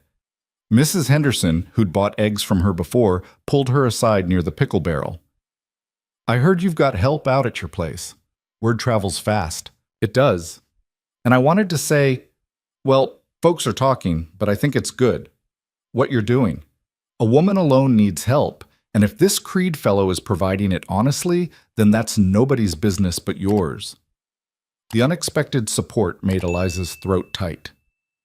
"Thank you." "Don't thank me yet. Mrs. Hartwell's been spreading poison about impropriety and moral standards. She's got half the church ladies convinced you're living in sin." We're not. "I know that, but facts don't matter much when people want to believe the worst." Mrs. Henderson lowered her voice. "My advice? Let them talk. You do what you need to do to survive, and the hell with anybody who judges you for it." Eliza carried those words home like armor. Let them talk. She'd spent too much of her life worrying about the opinions of people who'd never helped her. If they wanted to believe she was living in sin while Creed slept in a freezing barn and rebuilt her fences, that said more about them than it did about her. Still, the judgment stung. She felt it every time she went to town, saw it in the tight smiles and meaningful looks. The worst part was knowing that some of it was understandable. A widow and a single man, living on the same land, sharing meals and work and daily life. From the outside, it probably did look improper. From the inside, it just looked like survival taking a different shape. January brought weather that made December seem gentle. The cold went bone deep and stayed there, and even with Creed's repairs, the cabin struggled to stay warm. They started sleeping in shifts, someone always awake to keep the fire going, to make sure the cold didn't creep in and steal everything while they slept. It was during one of these night watches that Creed finally told her the whole story. Eliza had woken for her shift to find him still up, staring into the fire with the kind of distant look that meant he was somewhere else entirely. "Can't sleep?" she asked, pulling her shawl tighter. "Don't want to. Bad dreams." "About what?" He was quiet for so long she thought he wouldn't answer. Then he spoke, his voice low and rough with something that might have been old pain or might have been regret. "I told you about my sister, about watching her nearly die because we were too poor to help her." "I remember." "What I didn't tell you was what happened after. She survived, got better eventually, but I couldn't stay. Every time I looked at her, I remembered how helpless I'd felt, how useless. So I left. Told myself I was going to make something of myself, earn enough to send money back, be the kind of brother who could actually help." "Did you? Send money back?" "Sometimes. When I had it. But mostly I just kept moving, kept working, kept telling myself that someday I'd have enough to go home and face them again." He laughed, bitter and sharp. 15 years of someday, and I never went back. Last letter I got from my mother said my sister had 3 kids and a good husband and a life that didn't need me in it. That doesn't mean she didn't want you in it. Doesn't mean she did either. I made my choice when I left. Can't unmake it now. Eliza moved closer, settling into the chair beside him. "Is that why you stayed here? Because you couldn't go back there?" "Partly, but also because I'm tired of running from things I can't fix. Tired of moving on before I have to face whether I actually matter to anybody." "You matter to Samuel." "I know. That's what scares me." "Why?" "Because what if I leave? What if I wake up one day and the old urge comes back, the need to move, to go, to be anywhere but where I am? I'll break his heart, break yours too, maybe." "Maybe," Eliza agreed. "Or maybe you'll stay, and it'll be hard sometimes. And you'll want to leave, but you won't, because you'll have learned that mattering to people means staying even when it's uncomfortable. Either way, we won't know unless you try. That's a hell of a gamble. Life's a gamble. At least this way you're betting on something instead of just folding every hand." He looked at her then, really looked, and something in his expression made her pulse quicken. They were alone in the firelight, everyone else asleep, the world outside frozen and silent. It would have been easy to close the distance between them, to find comfort in something more than words. But Eliza held herself still, not because she didn't want it, but because wanting wasn't enough. They needed to build something solid first, something that could hold weight without collapsing. "You should get some sleep," she said instead. "I'll watch the fire." "Eliza." "I know, but not yet. Not like this, in the middle of the night when we're both tired and scared. When it happens, if it happens, I want it to be because we chose it, not because we needed comfort." He nodded slowly, understanding without needing her to explain further. "You're right, as usual. Don't get used to hearing me say this, but so are you, about most things." "Just most? Your technique with an axe could use work." That surprised a laugh out of him, genuine and warm. He stood, touched her shoulder briefly, a connection that promised more without demanding it, and headed for the barn. Eliza watched him go, then turned back to the fire. Outside, wolves howled in the distance, and the cold pressed against the windows like something alive. But inside, the fire burned steady, and Eliza felt something she'd thought was dead stirring back to life. Hope. Careful and cautious and hard-won, but hope nonetheless. The next morning brought news from town via a rider who stopped at their gate looking half frozen. Young Henderson, Mrs. Henderson's oldest boy, bundled in so many layers he could barely move. "Ma sent me," he said when Eliza opened the door. "Said to warn you there's sickness going around. 3 families hit already. Fever and cough that won't quit. Doc's overwhelmed." "What kind of sickness?" Creed asked, appearing from the barn. "Don't know, just that it's bad. Ma said to stay clear of town if you can, and if anybody here gets sick, send word and she'll try to help." They fed the boy hot coffee and sent him home with thanks and a jar of preserves. When he was gone, Eliza and Creed looked at each other with the same thought written on both their faces. "If it reaches us," Eliza started, "it won't." "You can't know that." "No, but we can be careful. No unnecessary trips to town. Keep Samuel away from other kids. Wash our hands. Keep the cabin warm. Pray we get lucky." Pray felt like the operative word. They'd survived the blizzard, rebuilt the fences, made it through the worst of winter. But sickness was different. Sickness didn't care about preparation or hard work or how much you'd already endured. For 2 weeks they held their breath. Eliza went to town only once, covering her face with a scarf and staying away from anyone who looked even slightly ill. Morrison told her the sickness was spreading fast, hitting families regardless of wealth or status. 5 dead already, including a child Samuel's age. That night Eliza held her son close and felt the old terror rising. They'd escaped hunger, survived the cold, but disease was something else entirely, something that could take everything in a matter of days. "Ma?" Samuel's voice was muffled against her shoulder. "Are we going to get sick?" "I don't know, baby." "If we do, will Mr. Creed leave?" "What? No. Why would you think that?" "Because people leave when things get hard. You said so yourself." The words hit like a fist. Eliza pulled back to look at her son's face, seeing fear there that had nothing to do with sickness and everything to do with abandonment. "I was wrong," she said firmly. "Some people leave, but some people stay. And I think Mr. Creed is the staying kind." "How do you know?" "Because he's still here, even though things have been hard since the day he arrived. Because he rebuilt our fence and fixed our roof and slept in a freezing barn during the worst storm I've ever seen. Because when I gave him every chance to leave, he chose to stay." "But what if—" "No what ifs, not tonight. Tonight we trust that tomorrow will come, and we'll face it together, all 3 of us." Samuel nodded, but she could see he wasn't entirely convinced, and honestly, neither was she. Trust was still new, still fragile, but it was all they had. The sickness reached them on a Tuesday. Eliza woke to find Samuel burning with fever, his small body shaking despite the blankets piled on top of him. Terror hit so fast and hard she could barely breathe. "Samuel, baby, can you hear me?" "Ma?" His voice was thin, stretched. "I'm cold." "I know. I'm going to help you." She built up the fire, boiled water, tried every remedy she knew. Willow bark tea for the fever. Cool cloths for his forehead. Sitting with him, holding his hand. Singing songs Thomas used to sing when Samuel was small enough to fall asleep to them. Creed appeared in the doorway, took one look at the situation, and moved immediately into action.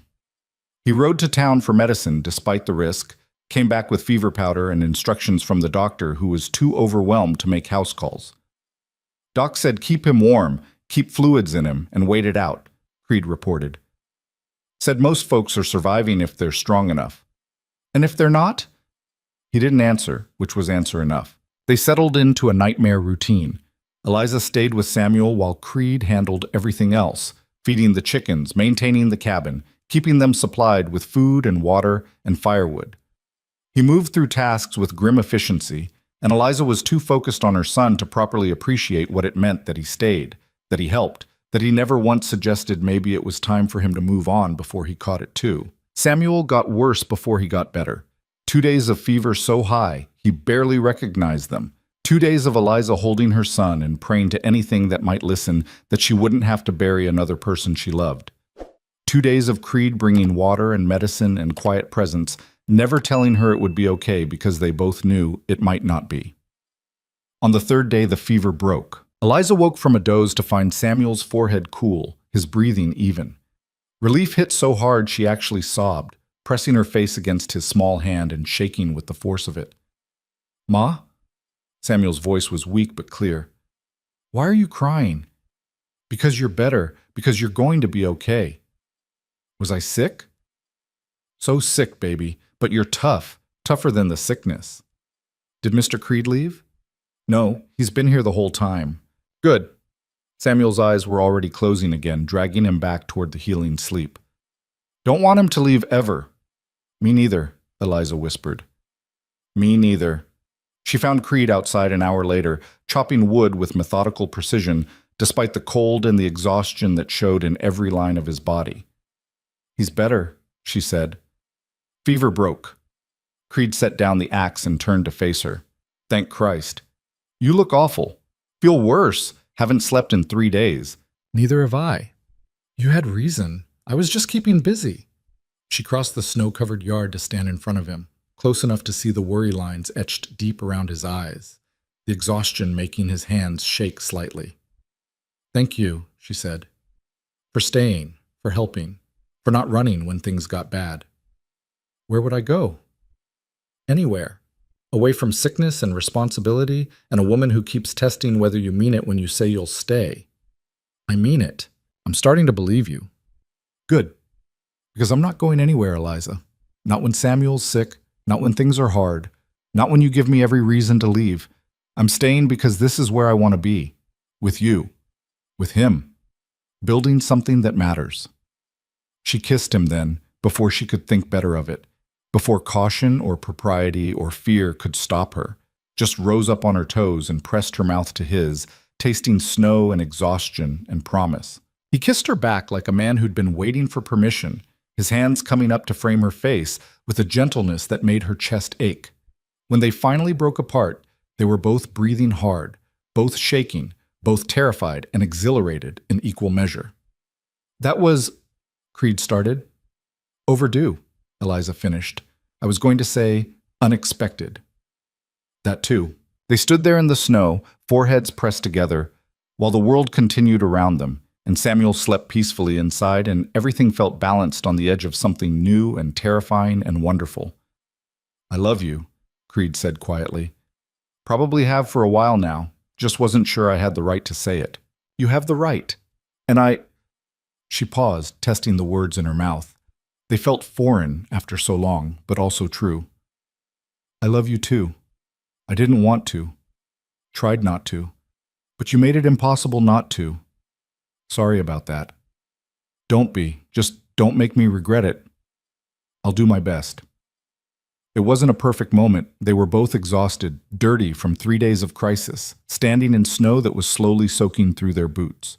But it was real and honest and theirs. Samuel recovered slowly over the next week.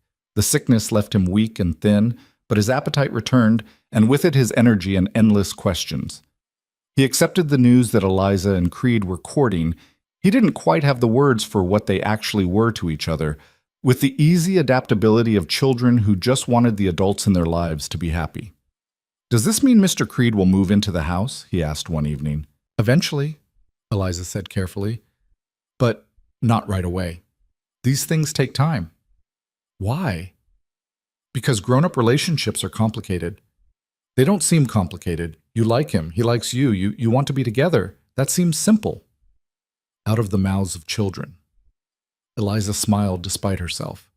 You're right. It is simple. We're just making it complicated. Then stop. If only it were that easy. But Eliza was still navigating what it meant to love someone after loss, and Creed was still learning what it meant to stay, and they both needed time to figure out how to build something together without losing themselves in the process. The town, predictably, had opinions. When word got out that Eliza and Creed were officially courting, the gossip reached new heights. Mrs. Hartwell made sure everyone knew her thoughts on widows who took up with drifters before their husbands were even cold in the ground. Never mind that Thomas had been dead for 6 months. Never mind that Eliza had nearly starved trying to maintain appearances. Mrs. Henderson defended her, bless her, but the damage was done. Half the town thought Eliza was a fallen woman. The other half thought she was being practical, and nobody seemed to care what Eliza herself thought about it. Let them talk, Creed said when she came home upset from another trip to town. Their opinions don't pay our bills or keep us warm at night. I know, but it's hard hearing people say things about us.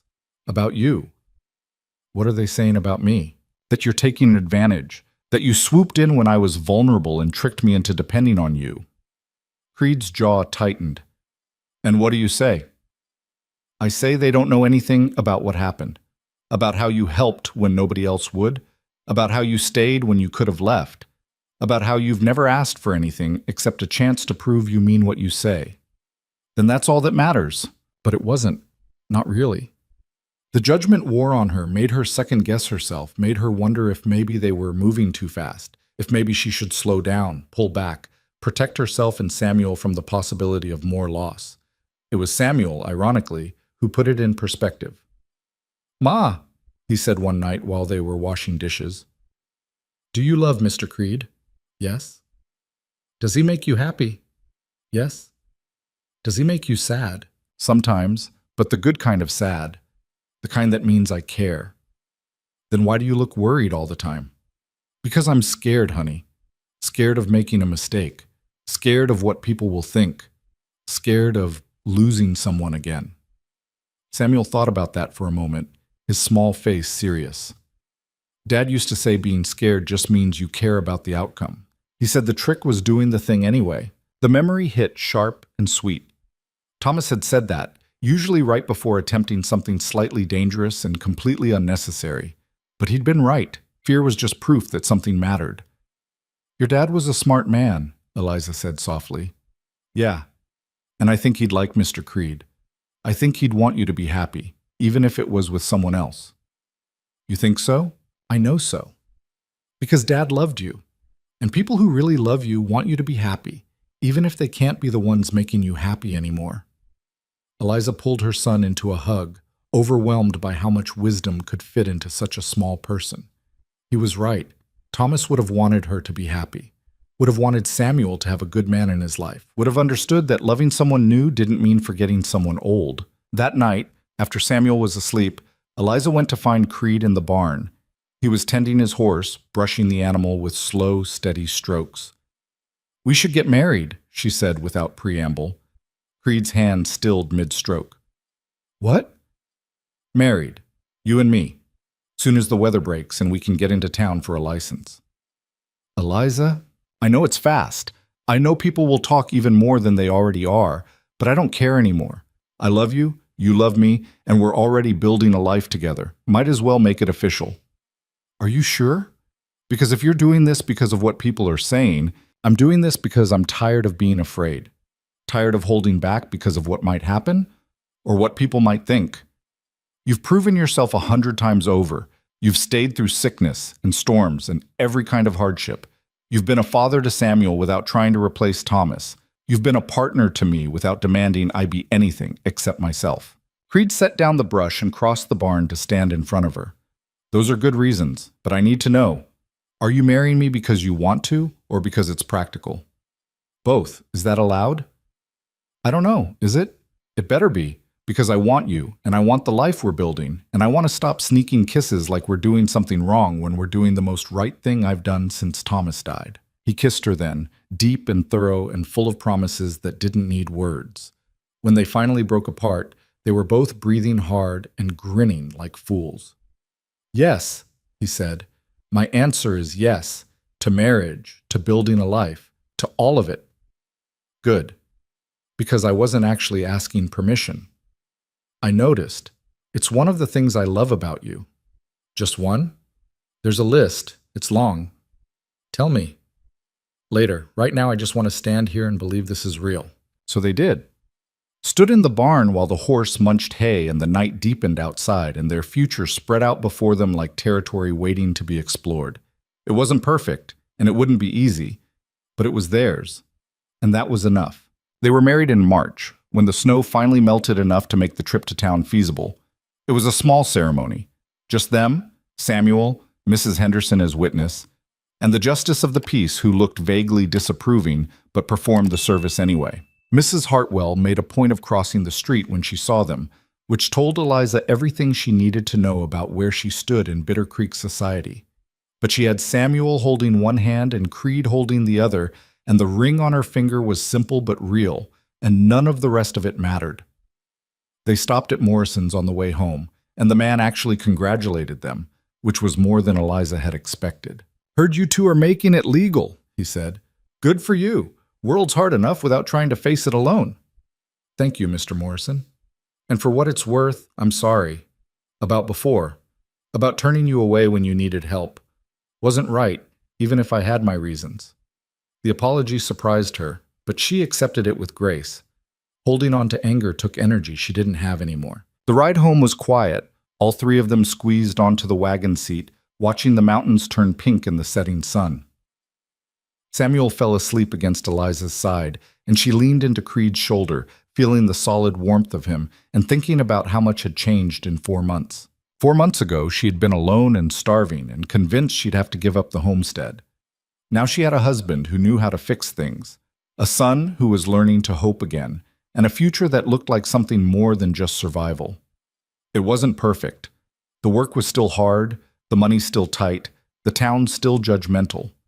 But they had each other, and they had the land, and they had the stubborn determination to make it work despite everything stacked against them. When they reached the cabin, Creed carried Samuel inside while Eliza lit the lamps. The space looked different now, felt different. Not because anything physical had changed, but because it was officially theirs. All three of them, together. "Home," Creed said softly, settling Samuel into bed. "Yeah," Eliza agreed. "Home." And for the first time since Thomas died, she believed it. Spring came late that year, but when it finally arrived, it came with a force that felt like forgiveness. The snow melted in rushing torrents, the creek swelled and sang, and green things pushed up through mud that had been frozen for months. Eliza stood on the porch watching the world transform and felt something inside her doing the same. Creed was in the south pasture, working on the fence that seemed to need constant attention. From the cabin, she could see his figure moving steadily along the line, Samuel trailing behind him like a devoted shadow. Their voices carried on the wind, too distant to make out words but close enough to hear the rhythm of conversation, the occasional burst of the boys' laughter. It had been a month since the wedding, and Eliza was still adjusting to what it meant to be married again. Different from the first time, when she and Thomas had been young and stupid and convinced love was enough to conquer anything. This time she knew better. Knew that love was just the starting point, that the real work came in the daily choosing, the constant negotiation of two people trying to build something together without losing themselves in the process. She and Creed still fought, though the arguments were smaller now, more about where to plant the garden than whether he had the right to stay. He'd moved into the cabin properly after the wedding, taking Thomas's side of the bed with a hesitancy that had broken her heart a little. That first night, they'd lain awake in the dark, not touching, both terrified of what this new intimacy meant. "I keep thinking he's going to come through that door," Creed had said quietly. "Your husband. Tell me to get the hell out of his bed. He's not coming back." "I know, but it feels wrong anyway, like I'm taking something that isn't mine." Eliza had turned to face him then, close enough to see the outline of his features in the moonlight. "It is yours. I'm yours. Not because you took anything, but because I gave it. There's a difference." "Is there? Because sometimes I can't tell." "Then let me make it clear." She'd kissed him, slow and deliberate, until the hesitation melted and he pulled her close with hands that shook slightly. They'd made love carefully that night, both of them aware of the ghost in the room, but refusing to let it dictate their future. It hadn't been perfect or passionate or any of the things stories promised. It had been awkward and tender and achingly real. And Eliza had cried afterward, not from sadness, but from the overwhelming relief of feeling alive again. Now, watching him work in the spring sunshine, she felt gratitude so strong it was almost painful. He'd stayed. Through winter storms and sickness and gossip that had branded them both as improper. He'd stayed and built fences and taught her son and loved her with a steadiness that felt like bedrock. But she also knew that staying wasn't the same as belonging, and that was the work still ahead of them. Teaching Creed that he didn't have to earn his place here every single day. Teaching herself that accepting help wasn't the same as admitting defeat. Teaching Samuel that loving Creed didn't mean forgetting Thomas. The sound of hoofbeats pulled her from her thoughts. A rider was coming up the creek road, moving fast enough to suggest urgency. Eliza's stomach clenched reflexively, old instincts screaming danger, but she forced herself to stay calm. Not every visitor brought disaster. Young Henderson pulled his horse to a stop in front of the cabin, breathing almost as hard as the animal. "Mrs. Creed," he said, and the name still felt strange in her ears. "Ma sent me. There's trouble in town." "What kind of trouble?" "Fire. Started at the Mercantile, spread to 3 other buildings before they got it under control. Morrison's asking for help. Anyone who can spare labor or supplies." Eliza's first instinct was to say no. Morrison had turned her away when she needed help, and the town had judged her for accepting it from someone else. Let them handle their own problems. But then she thought about Mrs. Henderson, who defended her, about the families with children who hadn't chosen to be part of the judgment, about how being better than the people who'd hurt you meant acting better, not just talking about it. "Tell Morrison we'll come," she said. "Give us an hour to gather what we can spare." Henderson nodded and rode off, and Eliza went to find Creed. He was halfway through replacing a post, Samuel handing him tools with the focused attention of someone learning a trade. "Town's on fire," she said without preamble. "Well, parts of it. Morrison's asking for help." Creed's hand stilled on the post. "You want to go?" "I think we should. Don't you?" "Wasn't sure. Morrison didn't exactly treat you well." "No. But this isn't about Morrison. It's about being the kind of people who help when there's need, regardless of whether we were helped when we needed it." Something shifted in Creed's expression, approval mixed with understanding. "All right. What do we have that we can spare?" They took stock quickly, extra blankets they'd accumulated over winter, food that would travel well. The lumber Creed had been saving for a new chicken coop. It wasn't much, but it was honest, and it was given freely. Samuel wanted to come, but Eliza put her foot down. "Too dangerous. Fire might not be completely out. But I want to help. You can help by staying here and watching the place, making sure the chickens are fed, the fire's banked properly. That's important work, too." "It's not the same." "No," Creed agreed, kneeling to Samuel's eye level. "But it's necessary. Someone's got to hold down the fort, and that's one of the most important jobs there is. You think you can handle it?" Samuel's chest puffed out slightly. "Yes, sir." "Good man. We'll be back before dark." They rode into town with the wagon loaded, both of them quiet with their own thoughts. Eliza wondered what they'd find, whether the damage was as bad as Henderson had suggested, whether Morrison would even accept their help, or if pride would make him refuse. Bitter Creek looked like a war zone. The Mercantile was a skeleton of charred beams and collapsed roof. The buildings on either side were damaged but standing, and people were everywhere, hauling water, clearing debris, trying to salvage what could be saved from the ruins. Morrison stood in the middle of it all, directing traffic with a face like granite. When he saw Eliza and Creed pull up with their wagon, something complicated crossed his features. "Mrs. Creed, didn't expect to see you." "Heard you needed help," Eliza said simply. "After the way I treated you." "After the way you treated me, I could stay home and feel justified about it. Or I could come help anyway and be the kind of person I want to be instead of the kind of person you were to me. I'm choosing the second option." Morrison's throat worked, and for a moment Eliza thought he might actually apologize properly. Instead, he just nodded. "Appreciate it. We need all the hands we can get." They worked through the afternoon, Eliza joining the women organizing supplies and temporary shelter, while Creed helped tear down the parts of the Mercantile that were too damaged to save. It was hard, dirty work, and the whole town smelled like smoke and loss. Mrs. Hartwell was there, of course, organizing the church ladies with military precision. When she saw Eliza, her mouth thinned into a disapproving line, but she didn't say anything, probably because she needed the help too badly to refuse it.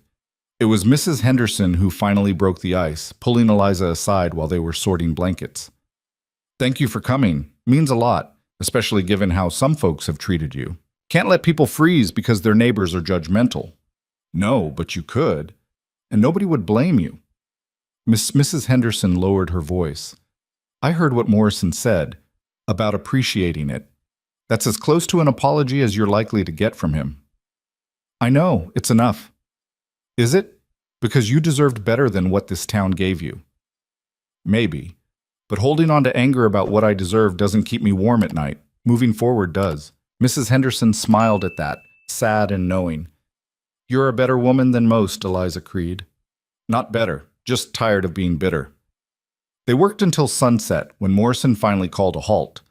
The mercantile was a total loss, but the other buildings were salvageable, and nobody had died. In the scheme of things, it could have been much worse. Morrison approached Eliza and Creed as they were loading up to leave. "I wanted to say—" He paused, clearly struggling. "What I did last fall, turning you away when you needed credit. That was wrong. I had my reasons, but they weren't good enough. And I'm sorry." It was more than Eliza had expected. "Thank you. That means something." "Does it? Because I feel like sorry doesn't cover it." "No," Creed said, speaking up for the first time. "But it's a start. And starts matter, even when they come late." Morrison nodded, shook Creed's hand, and walked away looking like a man who'd learned something difficult about himself. Eliza and Creed climbed onto the wagon and headed home through the gathering dusk. "You were right to come," Creed said after they'd gone a mile in silence. "I know. Not usually this confident. I'm learning. Slowly, but learning." "Learning what?" "That being strong doesn't mean carrying everything alone. That accepting help doesn't make you weak. That giving help, even to people who didn't help you, is how you break cycles instead of continuing them." Creed reached over and took her hand, calloused palm against calloused palm. "Where'd you get so wise?" "From making enough mistakes to finally figure out what actually matters." They rode the rest of the way home in comfortable silence, and when they arrived, Samuel ran out to meet them with news that the chickens were fed and the fire was perfect and he'd been responsible the whole time. "Proud of you," Creed told him, ruffling his hair. "You held down the fort like a pro." "Really?" "Really. Couldn't have done better myself." Samuel glowed under the praise, and Eliza felt her heart swell watching them together. This was her family now.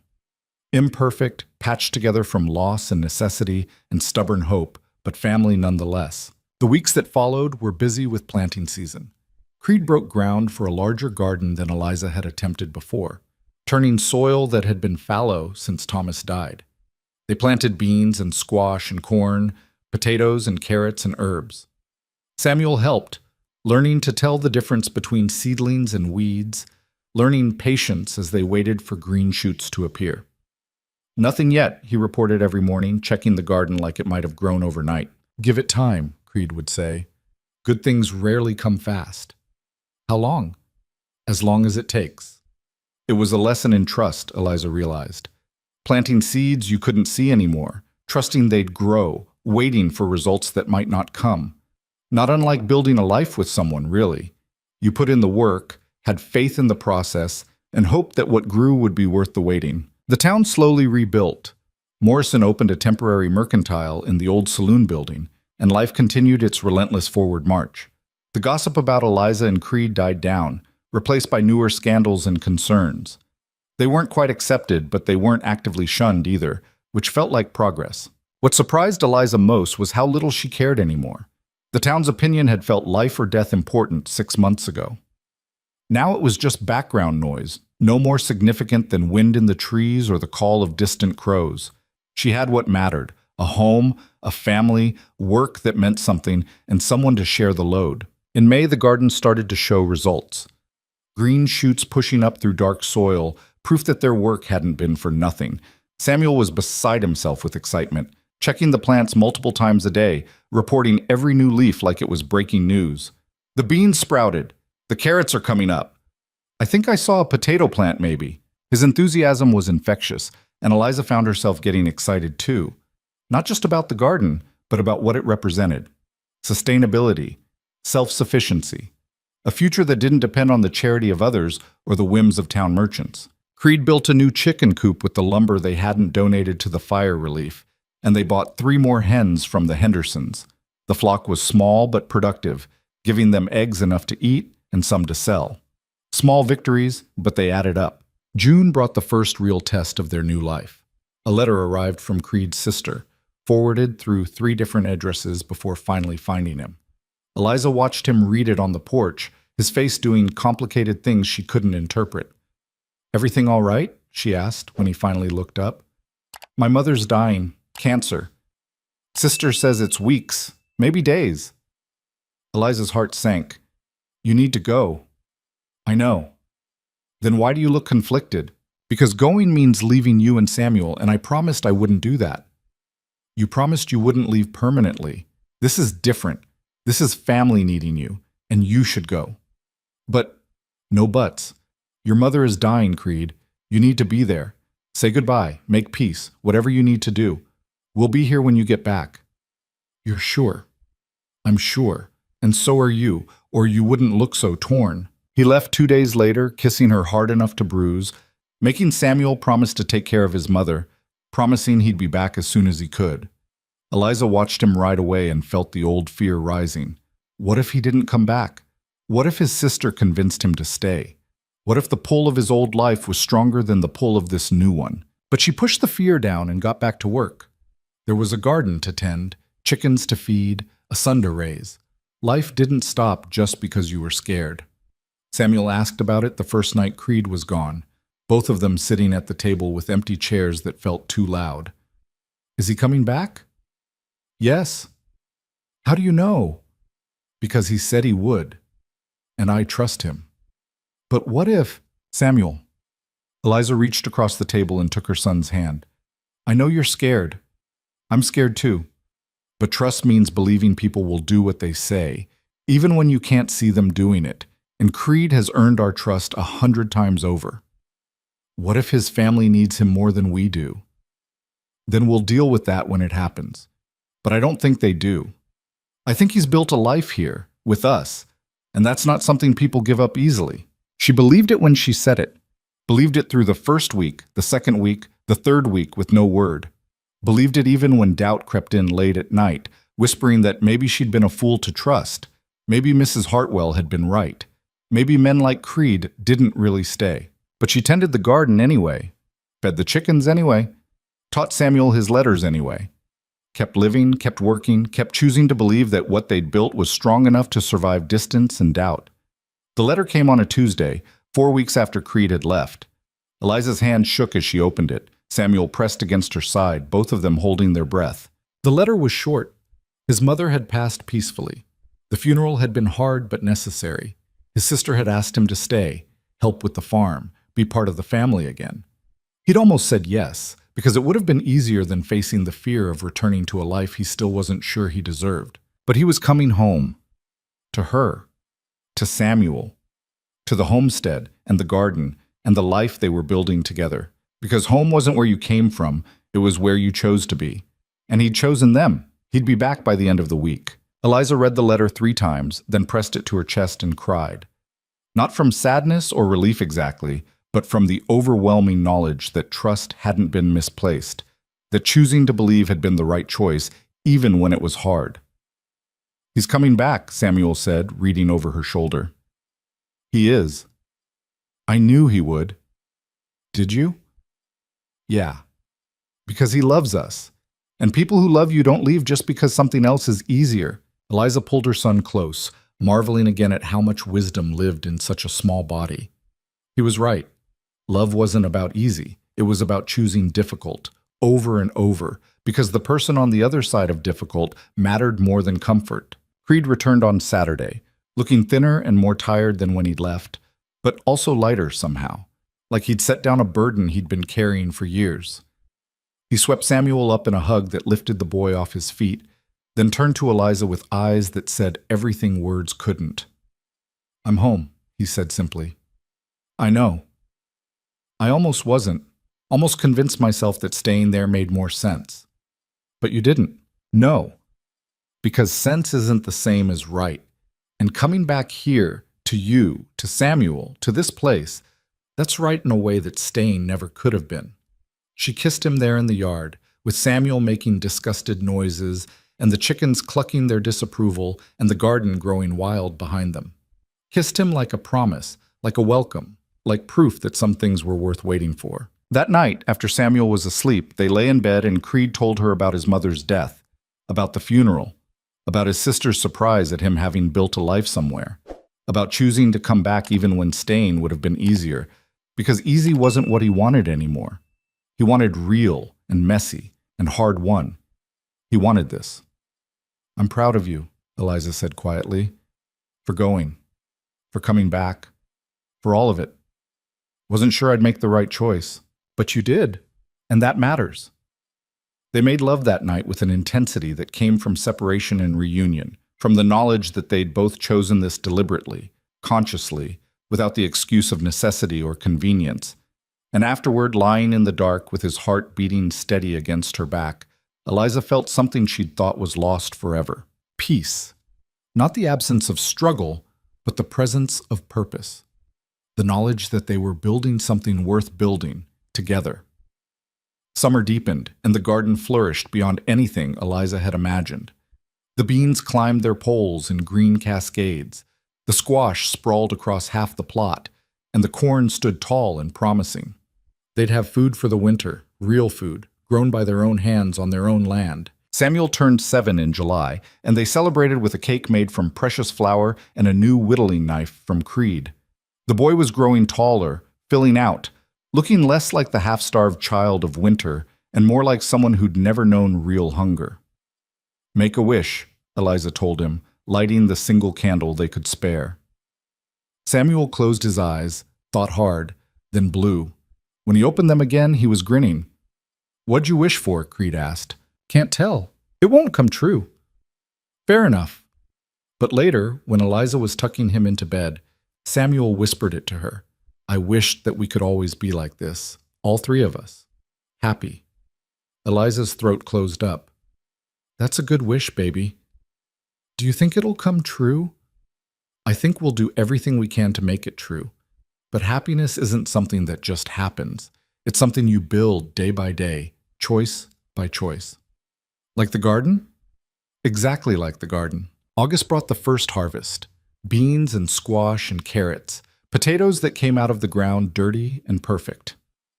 They worked together, all three of them, pulling vegetables and cleaning them and storing them for winter. The pantry filled slowly, proof that their work mattered, that they could sustain themselves without depending on anyone else's charity or mercy. Morrison bought some of their surplus, paying fair prices without comment. The transaction felt like a turning point, the final proof that they'd moved from charity cases to participants in the town's economy. Equal footing at last. In September, Creed started talking about getting cattle. Just a few head, enough to give them milk and eventually meat, to use the pasture that was going to waste. Can we afford it? Eliza asked. Barely, but Henderson's selling some of his herd and he'll give us a good price. I think we can make it work. What do you think, Samuel? Eliza turned to her son. Should we get cattle? Samuel's eyes went wide. Really? I can help decide? It affects all of us. So yes, you get a say. Then yes, definitely yes. They bought 3 cows in October and Samuel named them all within the first hour. Bessie, Molly, and Rose. Creed taught him to milk, to care for them, to read the signs of sickness or distress. The boy took to it like he'd been born for it, patient and gentle in ways that made Eliza's heart ache with pride. Winter came again, as it always did, but this time they were ready. The pantry was full, the wood was stacked, the fences were strong. They had food and fuel in each other, and when the first snow fell in November, Eliza watched it from the porch without fear. Creed came to stand beside her, his arm sliding around her waist like it belonged there, which it did. You're smiling, he observed. I am. Why? Because a year ago I was terrified of winter, afraid I wouldn't be able to keep Samuel alive, wouldn't be able to survive on my own. And now look at us. We have more than enough. We're prepared. We're together. We are. Thank you, she said quietly, for showing up that day, for staying, for choosing this life even when it was hard. Thank you for letting me, for trusting me when you had every reason not to, for building this with me instead of just surviving next to me. They stood there in the falling snow, watching Samuel play with a stick and the dog they'd acquired somewhere along the way, and Eliza felt the last piece of her grief finally loosen its grip. She would always love Thomas, would always carry him in some part of her heart. But she could love Creed too, differently but just as deeply, without it being a betrayal of what came before. Love wasn't finite. It didn't run out just because you gave it to someone new. That night, after dinner, Samuel asked if he could say something. Of course, honey. What is it? I just wanted to say... He paused, looking between Eliza and Creed with serious eyes. I'm glad Mr. Creed stayed. I'm glad he's my dad now. Well, not my real dad, because that's always going to be my first dad, but my dad now. Is that okay to say? Creed's face did something complicated, emotions playing across it too fast to name. When he spoke, his voice was rough. That's more than okay, son. That's everything. Good. Because I love you, both of you, and I'm glad we're a family. We love you too, Eliza managed, throat tight. So much. They sat there together, the three of them, in the warm cabin while winter raged outside. And Eliza thought about everything it had taken to get here. The hunger and the cold and the fear, the choice to accept help when it was offered, the choice to trust a stranger who became family, the choice to believe that tomorrow could be better than today, even when today was unbearable. Those choices had made the difference. Not luck, not fate, not the intervention of forces beyond their control, just choices, made over and over, even when they were hard, especially when they were hard, because that was the thing about survival. It was never just about making it through. It was about deciding what kind of person you wanted to be while you made it through, whether you let hardship make you bitter or whether you let it teach you what actually mattered, whether you held on to anger or whether you chose grace, whether you built walls or whether you built bridges. Eliza had built bridges. Between herself and Creed, between herself and the town, between the life she'd lost and the life she was creating. And those bridges had held, even when the weight seemed impossible. Spring came again, as it always did, and with it came news that Morrison was reopening the Mercantile in its original location, rebuilt bigger and better than before. He asked Creed to help with the construction, offering wages that were more than fair. You should take it, Eliza said when Creed asked her opinion. It means being gone during the day, leaving you to handle things here. I can handle it, and we could use the money. Could also use my labor here. We'll manage. Besides, it'll be good for you. Good for us. Showing the town that we're part of it, not separate from it. So Creed took the job, and Eliza managed the homestead with Samuel's help. It was hard work, but no harder than what she'd done alone the previous year. And now she had a partner to come home to, someone to share the load with even when they weren't physically side by side. The Mercantile went up over the course of 6 weeks, and Creed came home each night with stories about the town, about people who were starting to accept them, about opportunities he was hearing about for work or trade. They were becoming part of the fabric of Bitter Creek, no longer outsiders, but neighbors. When the Mercantile opened in June, Morrison made a point of thanking Creed publicly, praising his work ethic and skill. It was a small thing, but it mattered. Acceptance, finally, after a year of judgment and suspicion. That summer, Eliza found out she was pregnant. She'd suspected for weeks but hadn't wanted to say anything until she was sure. When she finally told Creed, his face went through a dozen expressions in as many seconds. Shock, fear, joy, terror, wonder. Are you sure? Pretty sure. How do you feel about it? Terrified, excited, overwhelmed. All of it at once.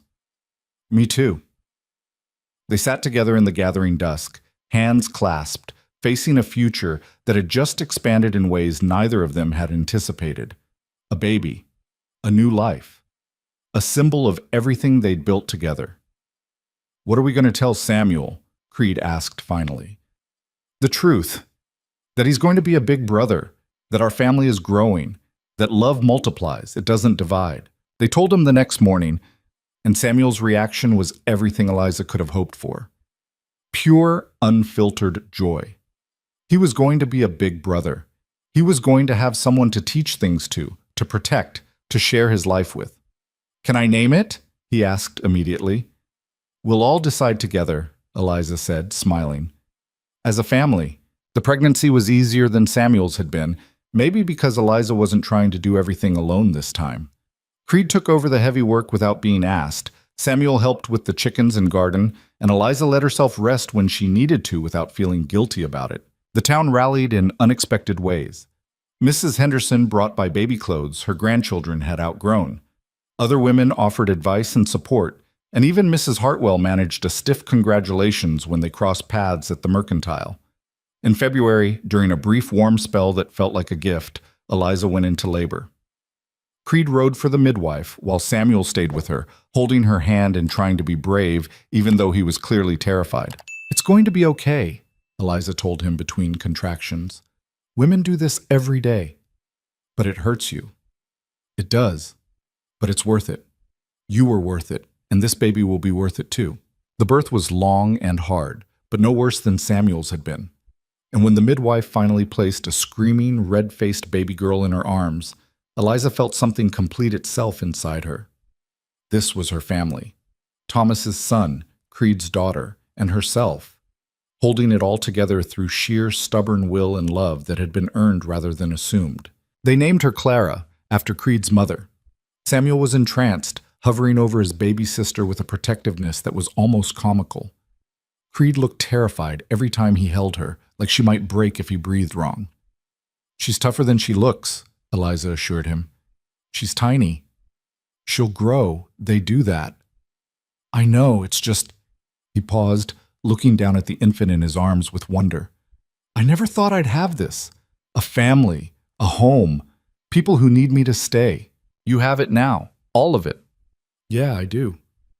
Spring arrived with Clara barely 2 months old, and the homestead burst into life.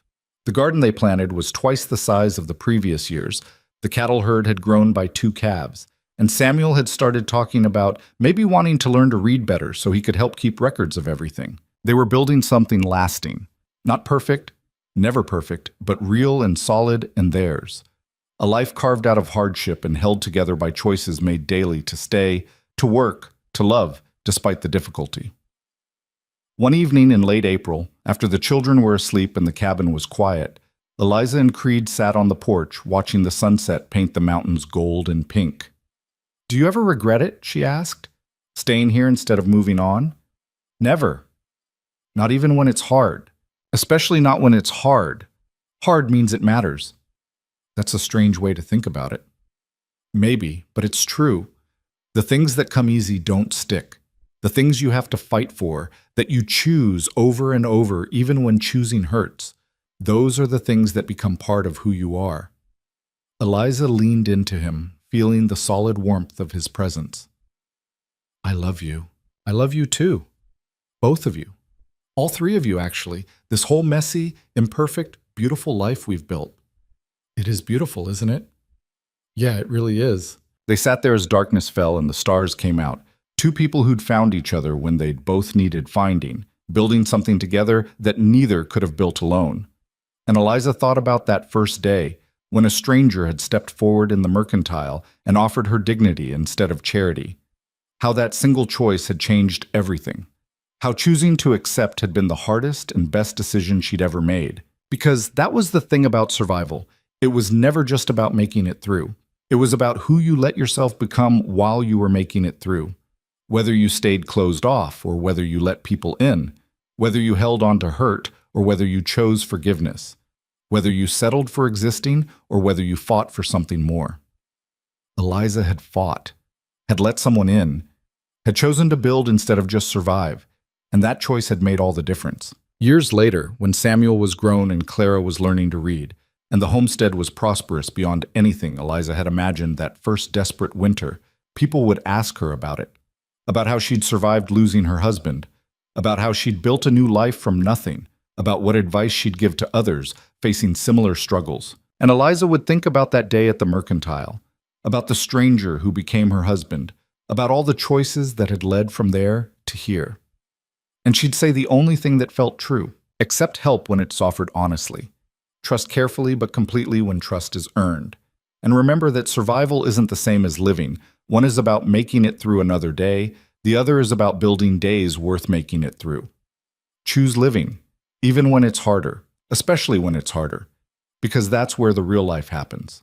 It wasn't poetic or profound or the kind of wisdom that sounded good in stories, but it was real, and it was hers, and it had been learned through experience rather than imagination.